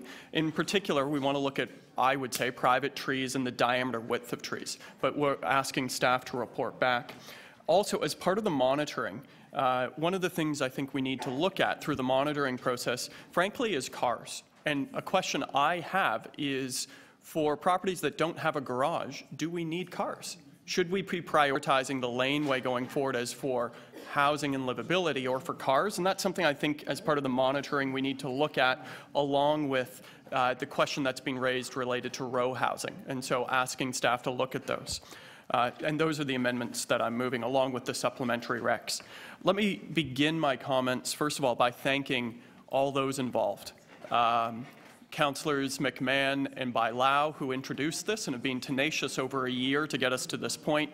Our city staff, who I think have done an honest EDS level of consultation on this and work with local stakeholders and in particular local residents associations who are here today and have been here all along and have prepared not only 29-page memos, but full audits of neighborhoods and how this would look on a street-by-street, lane-by-lane basis. And so I want to thank all of them, staff, stakeholders, and the residents for their active engagement. I approach this, and I talked a little bit about it at the last meeting, from three broad principles. The first is that we need more purpose-built rental options. That's a first principle. Not just mid-rises and high-rises for rental, but new, diverse, purpose-built rental housing options, because the city is changing. People will not be owning property in the future at grade. We need more rental options in the market. That's one principle. The second principle is that the established neighborhoods are special and unique, and we have to be very deliberate and collaborative when we look at as-of-right changes to the established neighborhoods. There are those who say it is time to break up the established neighborhoods. I don't believe that's the case. I think that would be a tremendous loss. Rather, we need to look at how we allow and manage change within the established neighborhoods. That's the second principle. And the third principle for me is affordable housing, that we must at all times do everything we can to increase the amount of available affordable housing in our city, and not just to increase the overall amount, but to ensure that we are building mixed income neighborhoods in our city. It's not one or the other. And so the supplementary report, I think, has really addressed many of these issues to a way that I think has vastly improved this report on landscaping and trees, and in fact, I think this will result in an increase in soft scraping. On issues like encroachments and where the AC units go, the stronger language to prevent severances in the OP, I think the better review and monitoring process, and the affordable housing program. And I want to really recognize the strong work that our chair of our committee, Councillor Bailao, and the office has done to make sure that we roll that out, and I think hopefully expand upon it. I think, you know, in closing, I would say that the big picture is that we do need more rental housing options, that we can't expect people to own property, but that it must be done in a neighborhood context, and it must result in increased mixed income affordable neighborhoods. I'm hopeful that the proposal in front of us will work, in that I'm hopeful by waiving DCs and making this as of right in a carefully constructed model, we'll see more people build rental. I'm hopeful we see that. I'm also hopeful that with the pilot program through the Affordable Housing Office, we'll see an uptake in the number of affordable units. I am hopeful. I'm also hopeful that the monitoring process we've put in place at 2 years or 100 units, that we'll be able to see what works and adapt and modify and tweak to make it better. And I would also say as a cautionary note that far too often in this debate, there have been those who've said the answer to these issues of affordable housing and rental housing is simply supply. That is not the case. That our job as decision makers and councillors here is to weigh it all and to look at how do we build livable, equitable, sustainable, and accessible neighborhoods. And I think in weighing all of those criteria, I'm more than satisfied that we have got it right here. I think it's rigorous, I think it's thoughtful, I think it's time to proceed, and I want to again echo the thanks to the neighborhoods, to the stakeholders and the staff, because this point of collaboration to get to this excellent report will only continue, and that's what's going to make it a success. Thank you very very much. Councillor Matlow. Last. Or do you have any motions? Yes, thank you. I have a motion to reflect what was requested before, which I think is completely reasonable, that our senior strategy, along with seniors advocacy organizations, be participants in the discussion about how to move forward to ensure that standards are set in a way that we have safe and accessible laneways for those who choose to move into them. Last month, I recall when there were a group of people here who all seemed to support this initiative in principle, and there was, up until a point, a very respectful and I think very positive discussion happening, and then there were some concerns raised. Councillors Mihevc and Cressy raised the question about affordability. They didn't say, I know it can be more affordable, or it can't. They said, what if we could? And because they asked that question, they actually got an answer that is going to contribute to making this a more affordable initiative. I think that's a good thing. Councillor Davis asked about tree protection. That's a really good thing to ask about. We care about our trees, and we care about our canopy, and we care about our environment, and we care about how they contribute to our quality of life. And I really respect the fact that Councillor Davis delved into that. I think it's really important. Our ratepayers associations, many residents came here, and what I heard from them, the spirit of their comments was never, we want to obstruct, we don't want to get in the way. It was simply, we have genuine things that we want to ask about, and we want to be part of this conversation, and we want to work with advocates like Evergreen and others, and we want to be partners in this, and we want to move forward. And that's what I heard again today. And so Community Council decided to defer this for 1 month and 1 month only, to address those specific questions and specific concerns so that everyone could win, right? Everybody could come together and move forward in a really positive way to support something I heard everyone say is positive. And after that, it was amazing. There was a column I read that basically derided that whole thing as like, there's those bums at City Hall just getting into bureaucracy again and holding up things for no reason. And it was just like really, it was just kind of, it didn't really reflect what I heard actually here that day. It was like that individual who I have a lot of respect for wasn't in the room and didn't really understand the motivation. I heard from some councillors and others who were very dismissive of those of you who asked for that time to come together and have a really respectful conversation about how to move forward. And I thought that was unfair. And what I see today, along with the supplementary report that staff worked on in response to those requests, was now I believe we're actually going to have every councillor here, with the support of our neighborhoods, unanimously moving forward with something that is a really thoughtful report and a thoughtful initiative that will contribute to a more diverse housing stock, a more affordable housing stock, more options for people. I heard some really compelling stories today. That gentleman who's got a child with severe disabilities, I hope this really contributes to their quality of life. I really do. Many people have aging parents. I do. And I think this is another option for people. I think that's really important. I love that there was a comment earlier about how this makes it a more fun city, like walking through the laneways and safer. Councillor Troyce was talking about how, more eyes on the street. I mean, there's so many good reasons to do this. But it was because people who had already decided it was awesome, and then people who said, sounds good, but I've got questions, came together and arrived at a resolution. That's healthy democracy to me. That friction was good, that contest of ideas was good. That's exactly what we're supposed to be doing here.